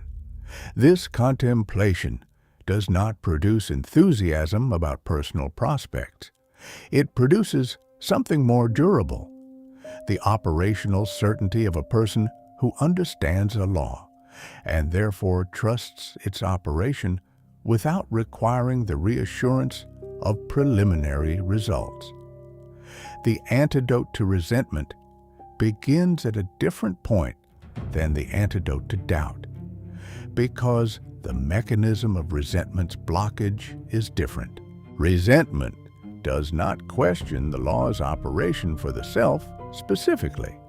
It accepts, at a certain level, that the law operates for others, and it directs its sustained negative attention precisely at those others as the evidence of an unfair distribution of the law's benefits. The destructive impression resentment generates is not the impression of a self excluded from the law. It is the impression of wealth located elsewhere, firmly established in the possession of others, and the self located here, in separation from it. The corrective, therefore, must address this specific direction of attention. It must redirect the energy that flows into resentment and redirect it toward a different quality of impression. Wattles' prescription is striking in its precision. He does not say, suppress the resentment. He does not say, recognize that the wealthy person has done nothing wrong and feel neutral about them. He does not say, practice forgiveness as a moral discipline. He says, look at the person of wealth and recognize that their prosperity is proof that the law operates. Their wealth is not evidence of injustice. It is evidence of alignment. It is direct material confirmation that the formless substance responds to the impression of creative abundance by producing corresponding material wealth. Their possession is not a locked-away portion of a finite supply that is therefore unavailable to you. It is proof, visible, concrete, undeniable proof, that the creative law works, that it produces the specific material results that the theory predicts, that the supply the formless contains is real and responsive and capable of being accessed. This reframe from the perception of the wealthy person as evidence of unfair distribution to the perception of them as proof of the law's operation is not a mere change of attitude. In the logical structure of Wattles' system, it is a change in the quality of the impression deposited upon the formless substance. Instead of the impression of wealth belonging to others and not to me, the student impresses wealth operating in the world as confirmation of accessible law. The formless receives a different instruction, the attention that previously generated resentment, and with it the impression of separation from wealth, now generates something that Wattles regards as among the most powerful impressions available to the student: the recognition that the law is real, that it works, that it is working right now in the material world, and that the thinker is operating within the same law, subject to the same mechanics, capable of the same alignment. Gratitude, in this context, becomes the specific emotional and cognitive state in which the antidote to resentment is most fully expressed.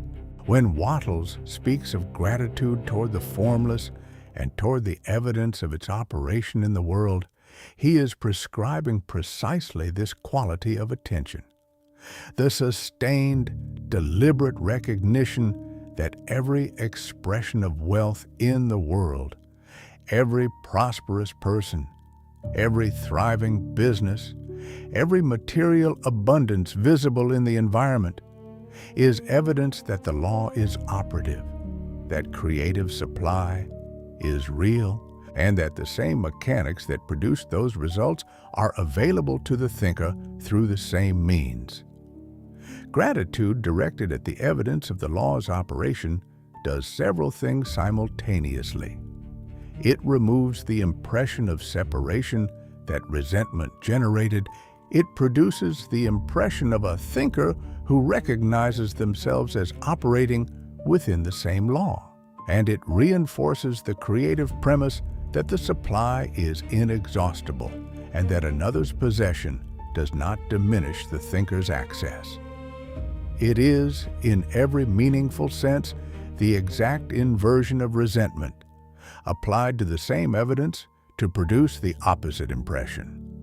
The completeness of the removal protocol, competitive thinking addressed by the crossing to the creative premise, personal doubt addressed by the redirection of attention from the self to the impersonal mechanics of the law, resentment addressed by the conversion of evidence of others' wealth into confirmation of law's operation, forms a coherent and integrated system of inner correction.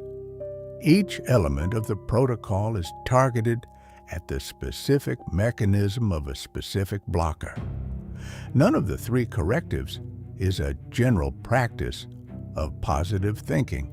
Each is a precise inner operation aimed at the exact point where the blocker generates its destructive impression. This precision is what distinguishes Wattles' system from the general advice of positive thinking culture.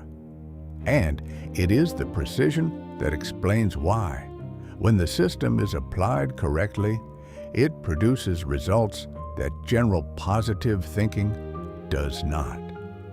The student who applies the full removal protocol does not, in Wattles' description, arrive at a state of blissful certainty, immune to all doubt and competitive anxiety. The habits of a lifetime have momentum, and that momentum does not cease instantaneously. What the student arrives at is a different relationship to the habits. Instead of being unconsciously subject to their operation, they are consciously aware of each habit when it arises, equipped with a specific corrective that addresses its mechanism, and practiced in applying that corrective immediately upon the habit's reassertion. The competitive thought arises, and the mind returns deliberately to the creative premise. The personal doubt arises, and the mind redirects its attention from the self to the impersonal mechanics of the law. The resentful attention arises, and the mind converts the object of resentment into confirmation of the law's operation. Each of these redirections is the same act of reorientation, performed in response to a specific trigger, rather than as an abstract, general practice. Over time, as the corrective responses become habitual, they achieve the dominance required to displace the original habits as the mind's automatic orientation. The door opens, not as a dramatic sudden event, but as the inevitable consequence of a pressure that has been systematically and completely released. The final point the removal protocol demands is one that Wattles states with directness and must be received without mitigation. The removal is complete, not partial, not provisional, not contingent on the accumulation of sufficient evidence or the passage of sufficient time. When the competitive premise has been genuinely replaced by the creative, when the personal doubt has been genuinely redirected toward the impersonal mechanics of the law, when the resentful attention has been genuinely converted into confirmation of the law's operation, when all three correctives are applied with the precision and consistency they require, the blockage is removed. Not weakened, removed.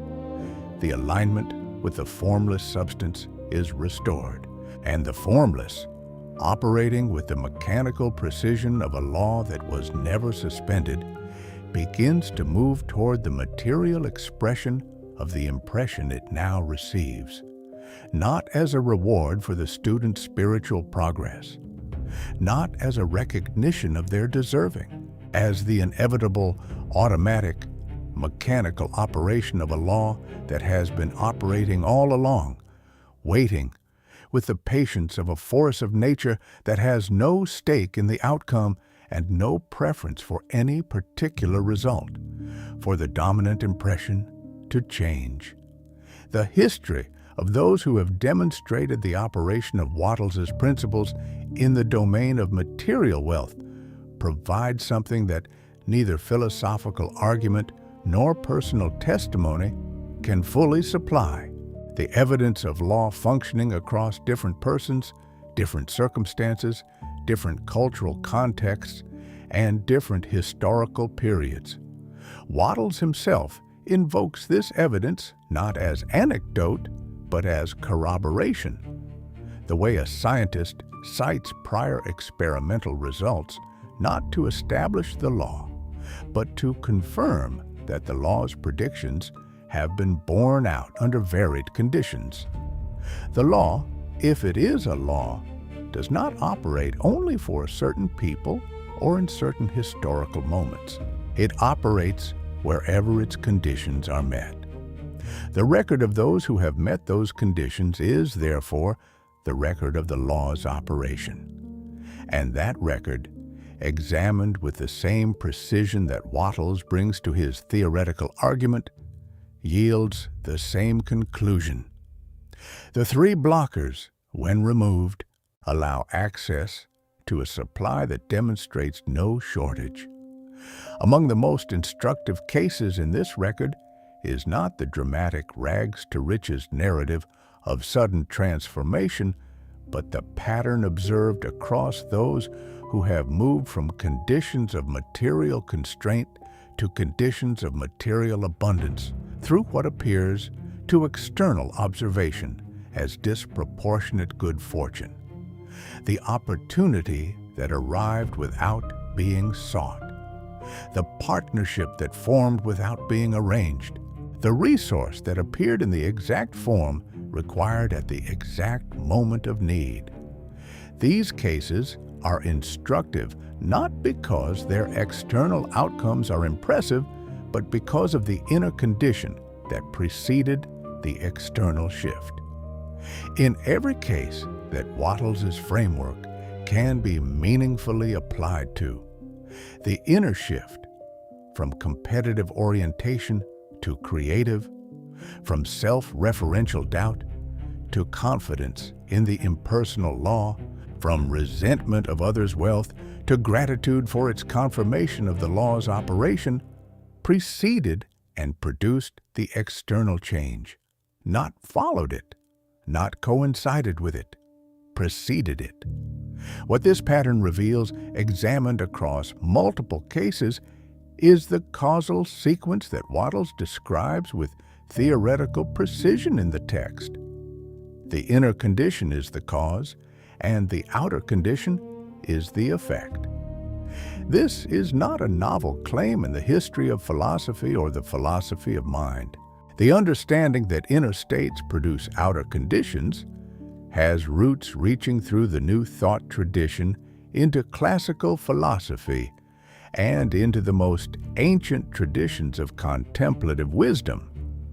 What Wattles adds to this long lineage is not the discovery of the principle, but its systematic formalization, the identification of the specific inner conditions that block access, the specific correctives that remove each blocker, and the specific quality of inner state, the alignment of the creative premise with the impersonal mechanics of the formless substance that constitutes the restored condition of access.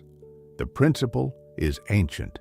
The precision of the diagnosis is Wattles' contribution. The objection most frequently raised against this body of evidence is the objection of selection.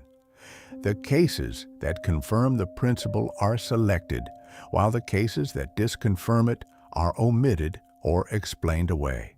This is a serious objection, and it must be taken seriously. Wattles himself anticipates it.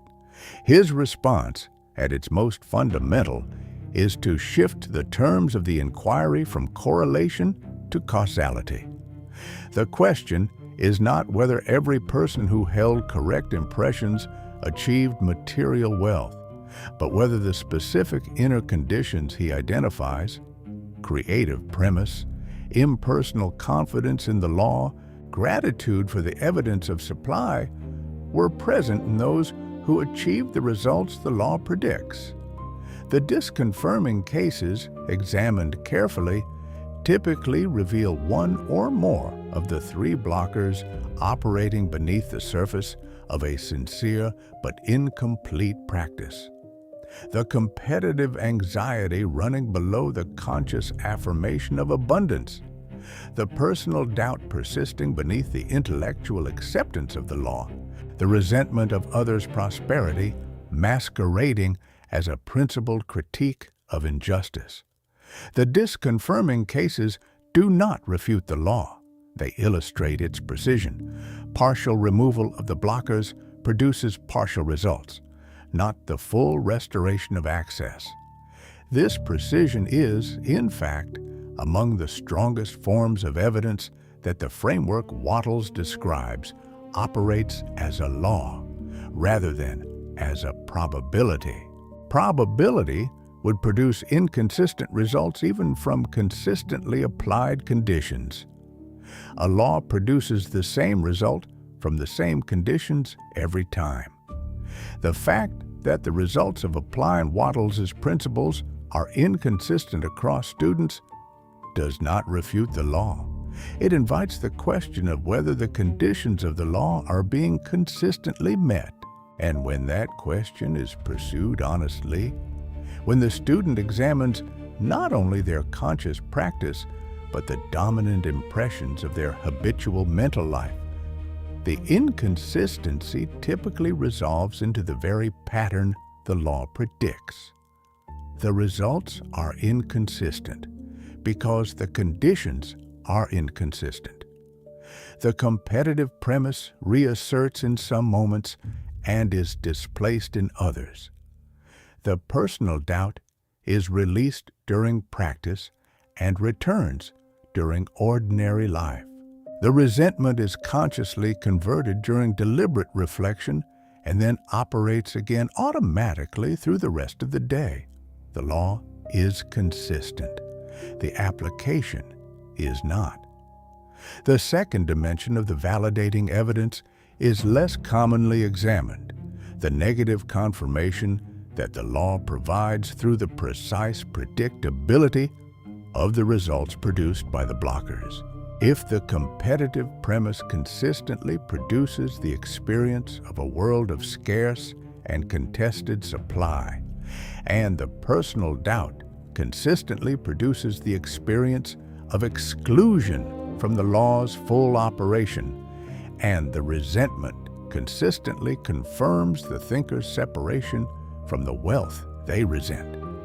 And if these results are produced with the same mechanical consistency that the law predicts, then the evidence for the law comes not only from the positive cases of access restored, but from the negative cases of blockage maintained. The student who genuinely examines the pattern of their own experience across years of exposure to Wattles' ideas, and who has the honesty to trace the correlation between their dominant impressions and their material results, will typically find the law's prediction confirmed in both directions. Moments of genuine creative alignment corresponded with unexpected opening, and sustained periods of competitive anxiety corresponded with the exact closure the law predicts. Both sets of results are evidence. Together, they constitute a body of personal experimental data that no amount of philosophical argument can provide, and that, once honestly examined, makes the theoretical argument feel not like a new proposition to be evaluated, but like the belated identification of something that has been demonstrably operating all along. What the philosophical tradition adds to this personal experimental evidence is the confirmation that the foundational premises of Wattles' system, the unity of substance, the creative nature of mind, the relationship of thought and material form, have deep roots in the most rigorous and enduring traditions of human inquiry. The Stoic tradition, which Wattles absorbed through his extensive reading, locates in the logos, the rational creative principle that permeates all things, a concept functionally analogous to the formless intelligence, an impersonal creative force within which individual minds participate and through which they affect the material world. The Neoplatonic tradition, through Plotinus and his descendants, describes the relationship between individual consciousness and the One in terms that map precisely onto Wattles' description of the individual mind's relationship to the formless substance, a relationship not of distance and seeking, but of participation and expression, in which the perceived separation is a matter of orientation rather than of actual division. These traditions do not merely resemble Wattles' system, they provide its deepest philosophical foundations. The coherence of Wattles' system with these enduring philosophical traditions is not, by itself, evidence of its truth. Ancient traditions can be coherently wrong. But the convergence of the framework with the deepest and most rigorously examined traditions of both Western and Eastern philosophy on the specific points of the unity of substance, the creative nature of consciousness, and the relationship of thought to material form constitutes a form of evidence that exceeds the weight of any single thinker's argument. When a principle appears, independently formulated across multiple traditions separated by centuries and cultural contexts, when the Stoics' logos, Plotinus's emanation, the Vedantic concept of Brahman as the substratum of all manifest reality, and Wattles' formless substance all describe the same relationship between mind and creative principle. The probability that the principle is a culturally specific invention rather than the observation of something real diminishes substantially. The convergence does not prove the principle, but it places the weight of evidence in a way that cannot be dismissed as the enthusiasm of a single popularizer. Within the specific tradition to which Wattles belongs, the New Thought tradition of the late 19th and early 20th centuries, the convergence of his framework with those of his most rigorous contemporaries provides an additional layer of confirmation. The work of Thomas Troward, whose Edinburgh lectures on mental science Wattles studied closely, describes the relationship between the individual mind and what Troward calls the universal mind, in terms that are mechanically identical to Wattles' description of the relationship between the individual thinker and the formless substance. Troward's insistence on the impersonal, mechanical responsiveness of the universal mind to the quality of the individual's dominant thought echoes Wattles' description of the law's operation with a precision that suggests two thinkers independently arriving at the same description of the same observed phenomenon.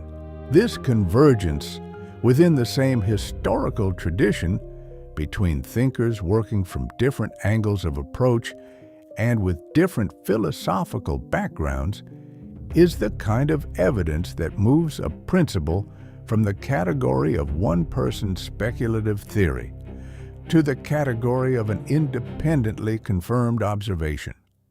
The most immediate and compelling form of validating evidence, however, is neither historical nor philosophical. It is the direct experimental evidence available to any student willing to conduct the experiment with genuine rigor.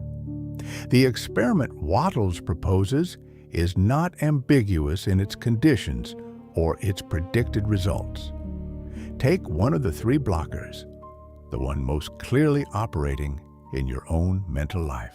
Trace its mechanism, identify specifically how and when the competitive premise asserts itself, where the personal doubt arises in its most felt and habitual form, in which context the resentment most reliably directs its negative attention. Apply the specific corrective Wattles prescribes for that blocker with consistent precision. Observe the quality of the impressions you are depositing upon the formless substance before the corrective, and observe the change in that quality after the corrective is consistently applied. Then observe, with the patience of someone who understands that effects follow causes through the available channels of the material world at their own pace, what changes in the outer conditions. The experiment has the structure of a scientific experiment. It has a specific hypothesis, specific conditions, specific variables, and specific predicted results.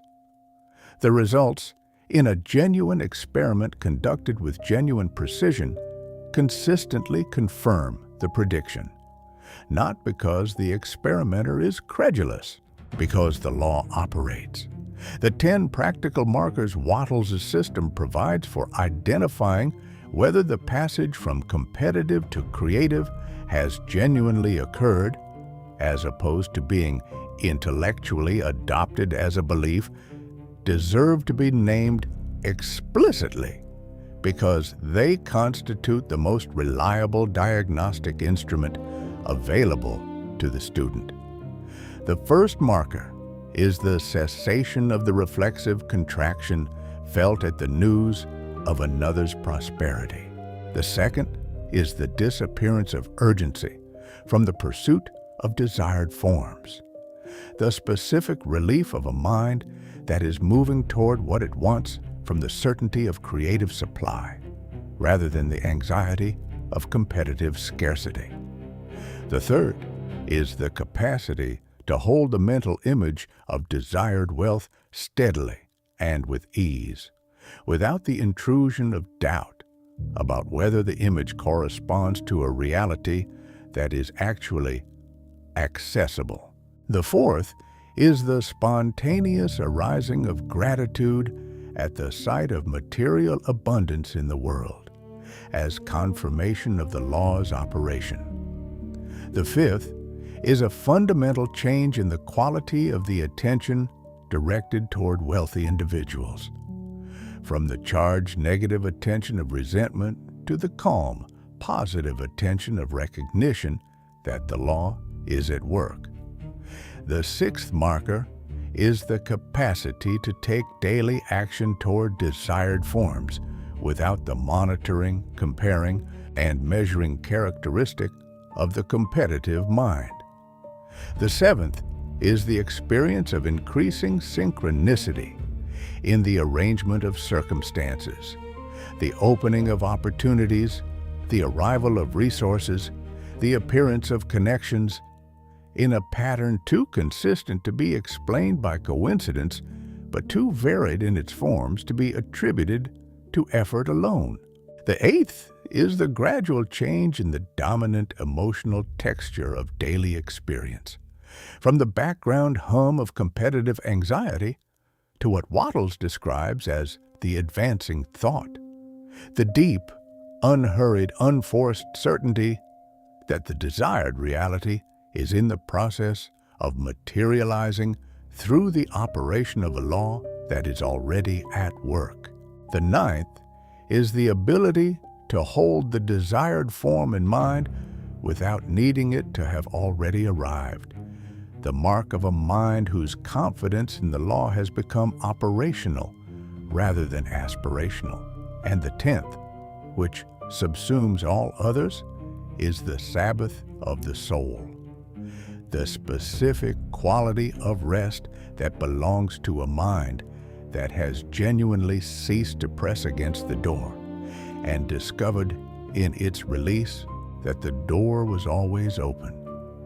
The broader context in which Wattles wrote The Science of Getting Rich, the context of a rapidly industrializing competitive culture at the turn of the 20th century, makes the precision of his analysis all the more striking. He was not writing in an era sympathetic to the creative premise. He was writing in an era in which competitive philosophy had reached the height of its cultural authority, the era of social Darwinism, of the survival of the fittest applied to economic life, of a cultural consensus that wealth belonged to those who competed most successfully for a share of a finite material world. In this context, Wattles' insistence that the competitive mind is not merely unpleasant, but structurally incapable of aligning with the formless substance, was not a gentle corrective. It was a direct assault on the foundational premise of the dominant cultural worldview.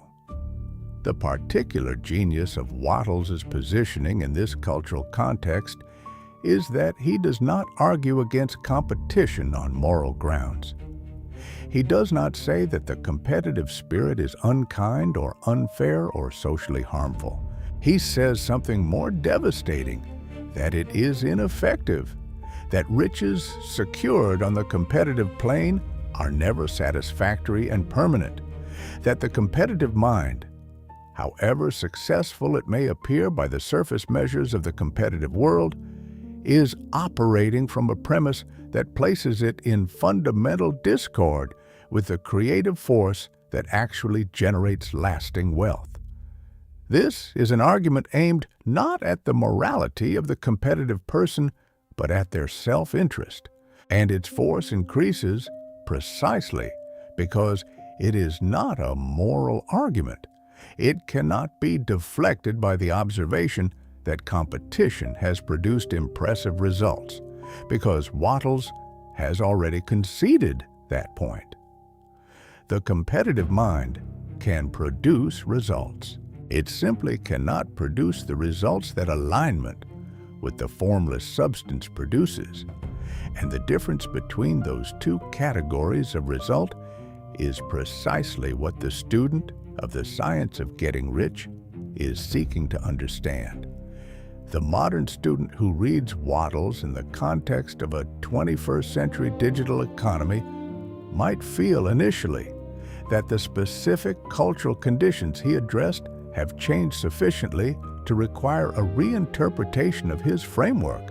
The competitive culture of early industrial capitalism and the competitive culture of the attention economy are organized differently, incentivize different behaviors, and produce different patterns of anxiety.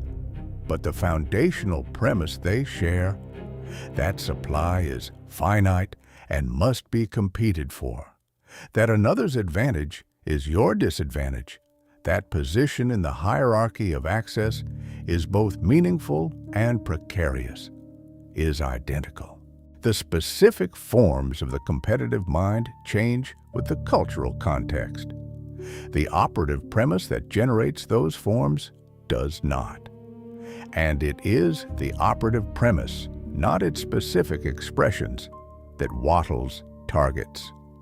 His analysis is as applicable to the student navigating the attention economy of the 21st century as it was to the student navigating the industrial economy of the early 20th. The law does not update with the cultural context. It was already operative before the cultural context existed, and it will remain operative after the current cultural context has been replaced by the next.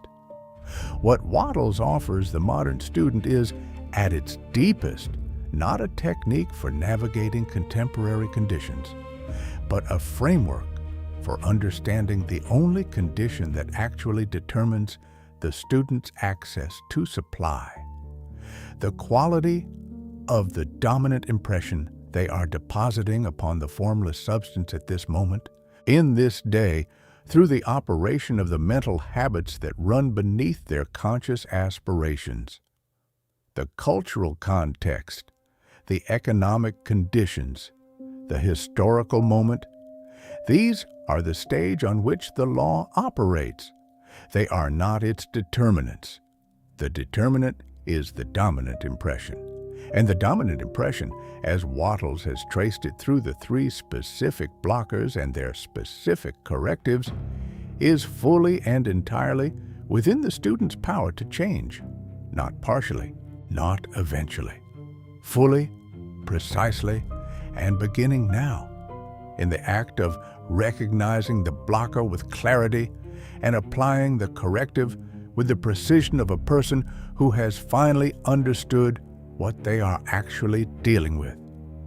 The particular quality of recognition that Wattles' system asks for, the cold, clear diagnostic recognition of one's own blockers, without the softening of self-compassion and without the distortion of self-condemnation, is among the rarest forms of intellectual honesty available to a human being. It requires seeing the habits that generate lack without either defending them as reasonable responses to genuine conditions or attacking them as evidence of personal failure. It requires holding the diagnosis with the detachment of a physician examining a condition they did not cause and do not judge, and then applying the prescribed corrective with the precision and consistency that the law demands. This quality of recognition is available. It is available because the blockers are identifiable, the correctives are specific, and the law that makes the correctives effective is as operative now as it was when Wattles first described it. The only thing that stands between the current condition and the restored access is the act of recognition itself, clear, honest, unhurried, and precise. The full architecture of Wattles' diagnosis can now be stated in its final and complete form, with every element in its proper relation to every other, and without the simplification that partial summaries inevitably produce. The mind is already rich. This is not a consoling metaphor or a statement about psychological attitude.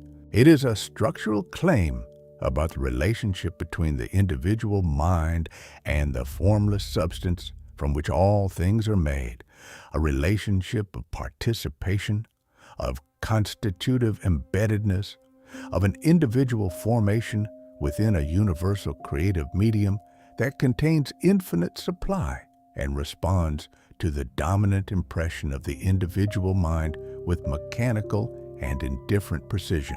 The poverty that the student experiences, the unchanged conditions, the persistent gap between aspiration and material reality is not the result of distance from the supply or of the supply's insufficiency.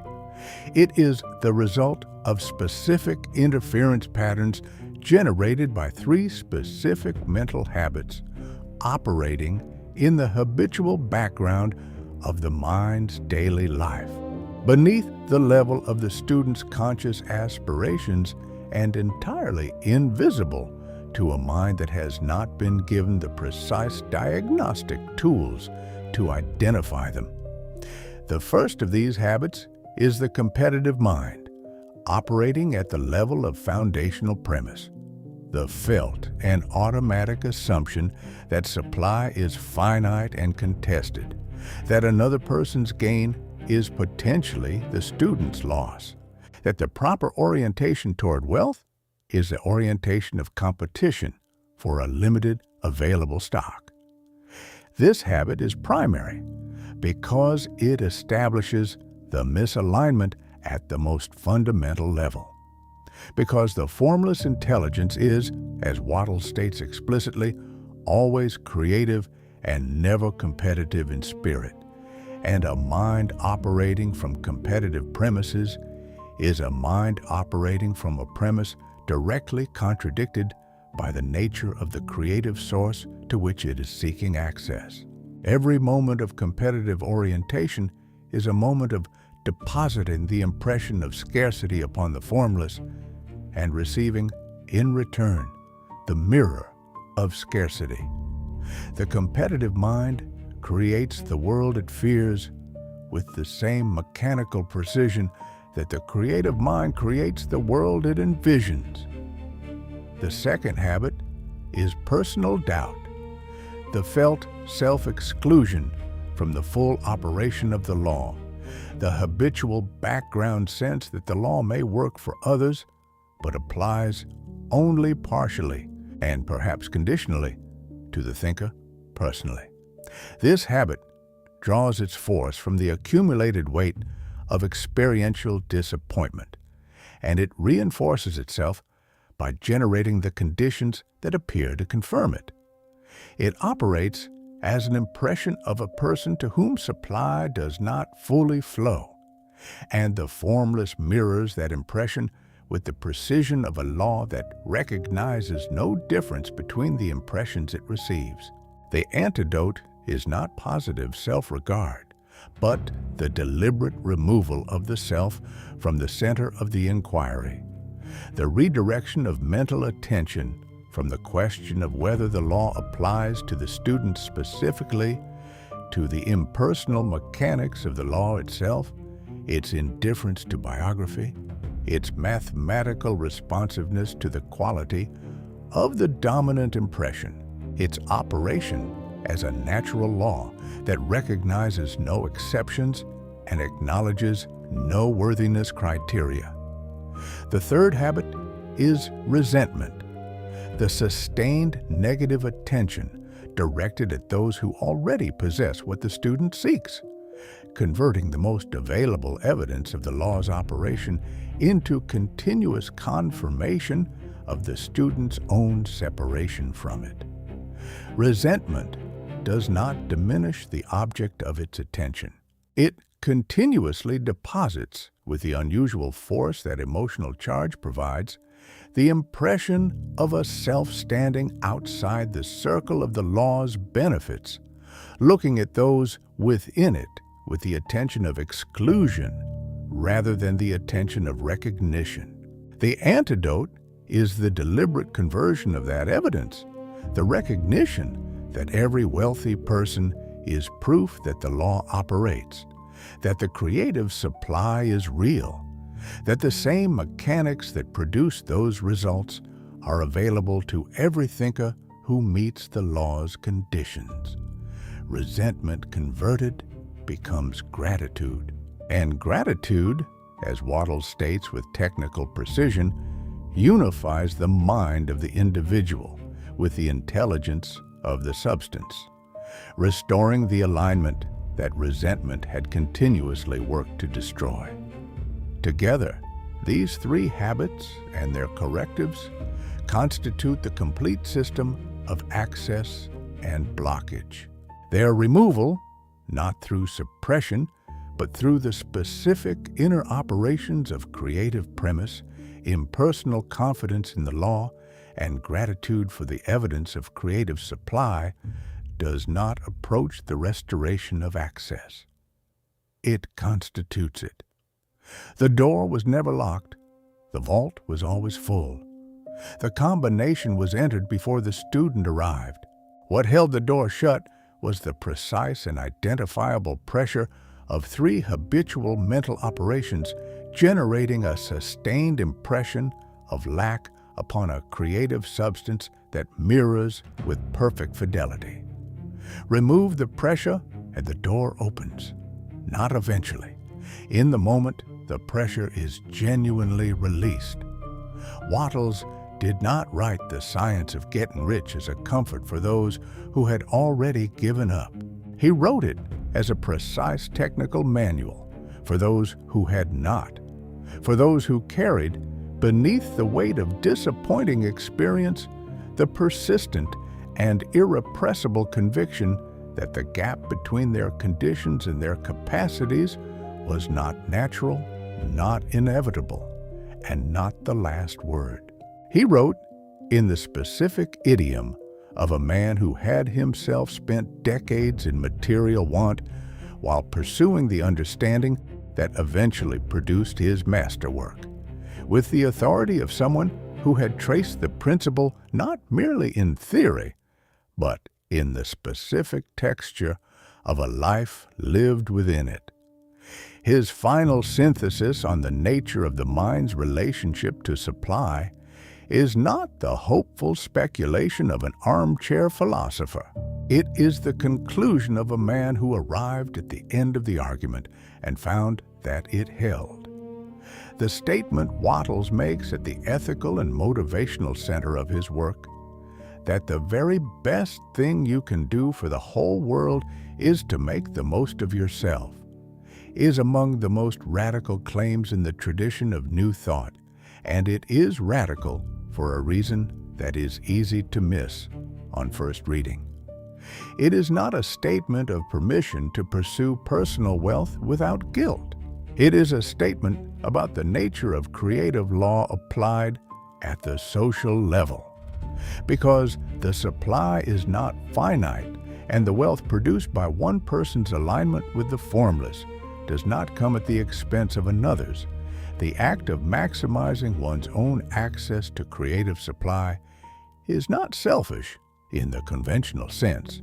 It is the highest form of contribution available, the demonstration in material form that the law operates, that creative supply is real, that the competitive premise is false, that every person who sees the result and understands its cause is one more mind potentially redirected from the competitive plane to the creative.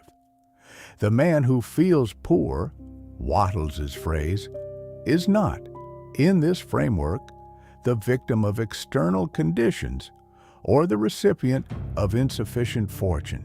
He is a man operating the specific mental habits that generate the impression of lack upon a universe that contains, as Wattles states with the simplicity of a foundational truth, no poverty. There is no poverty in nature.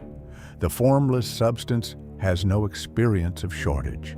It contains, in its infinite creative capacity, every form that any mind has ever wanted to impress upon it, and it stands in readiness to produce those forms through the channels available in the world of material expression.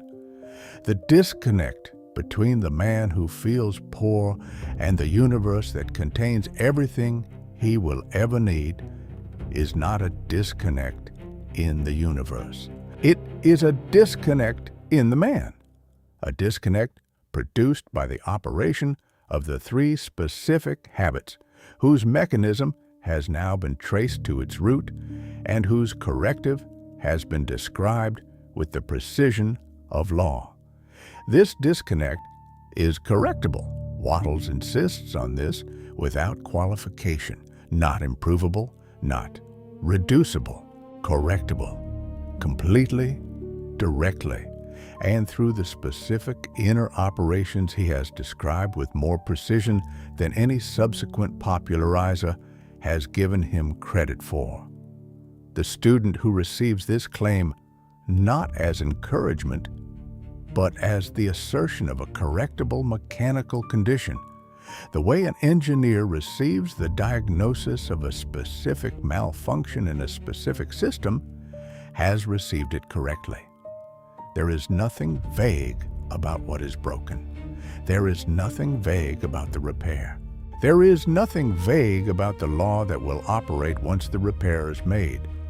What remains is only the act of repair itself, the deliberate, sustained, and precisely targeted inner work of replacing each blocker with its corrective, of holding the creative premise against the natural reassertion of the competitive one, of directing gratitude toward the evidence that the law is already working, everywhere, for everyone who meets its conditions, in a universe that has never experienced poverty and never will.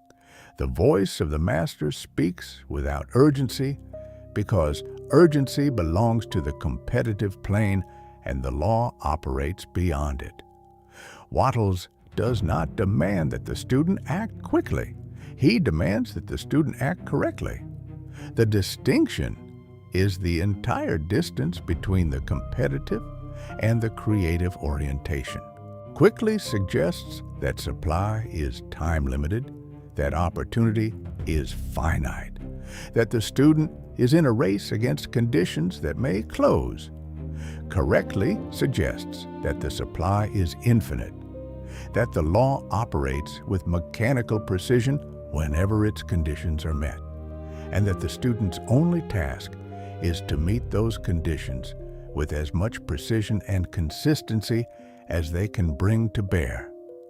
The vault is full. It was full before you began reading. It will be full after you finish. The door is already open.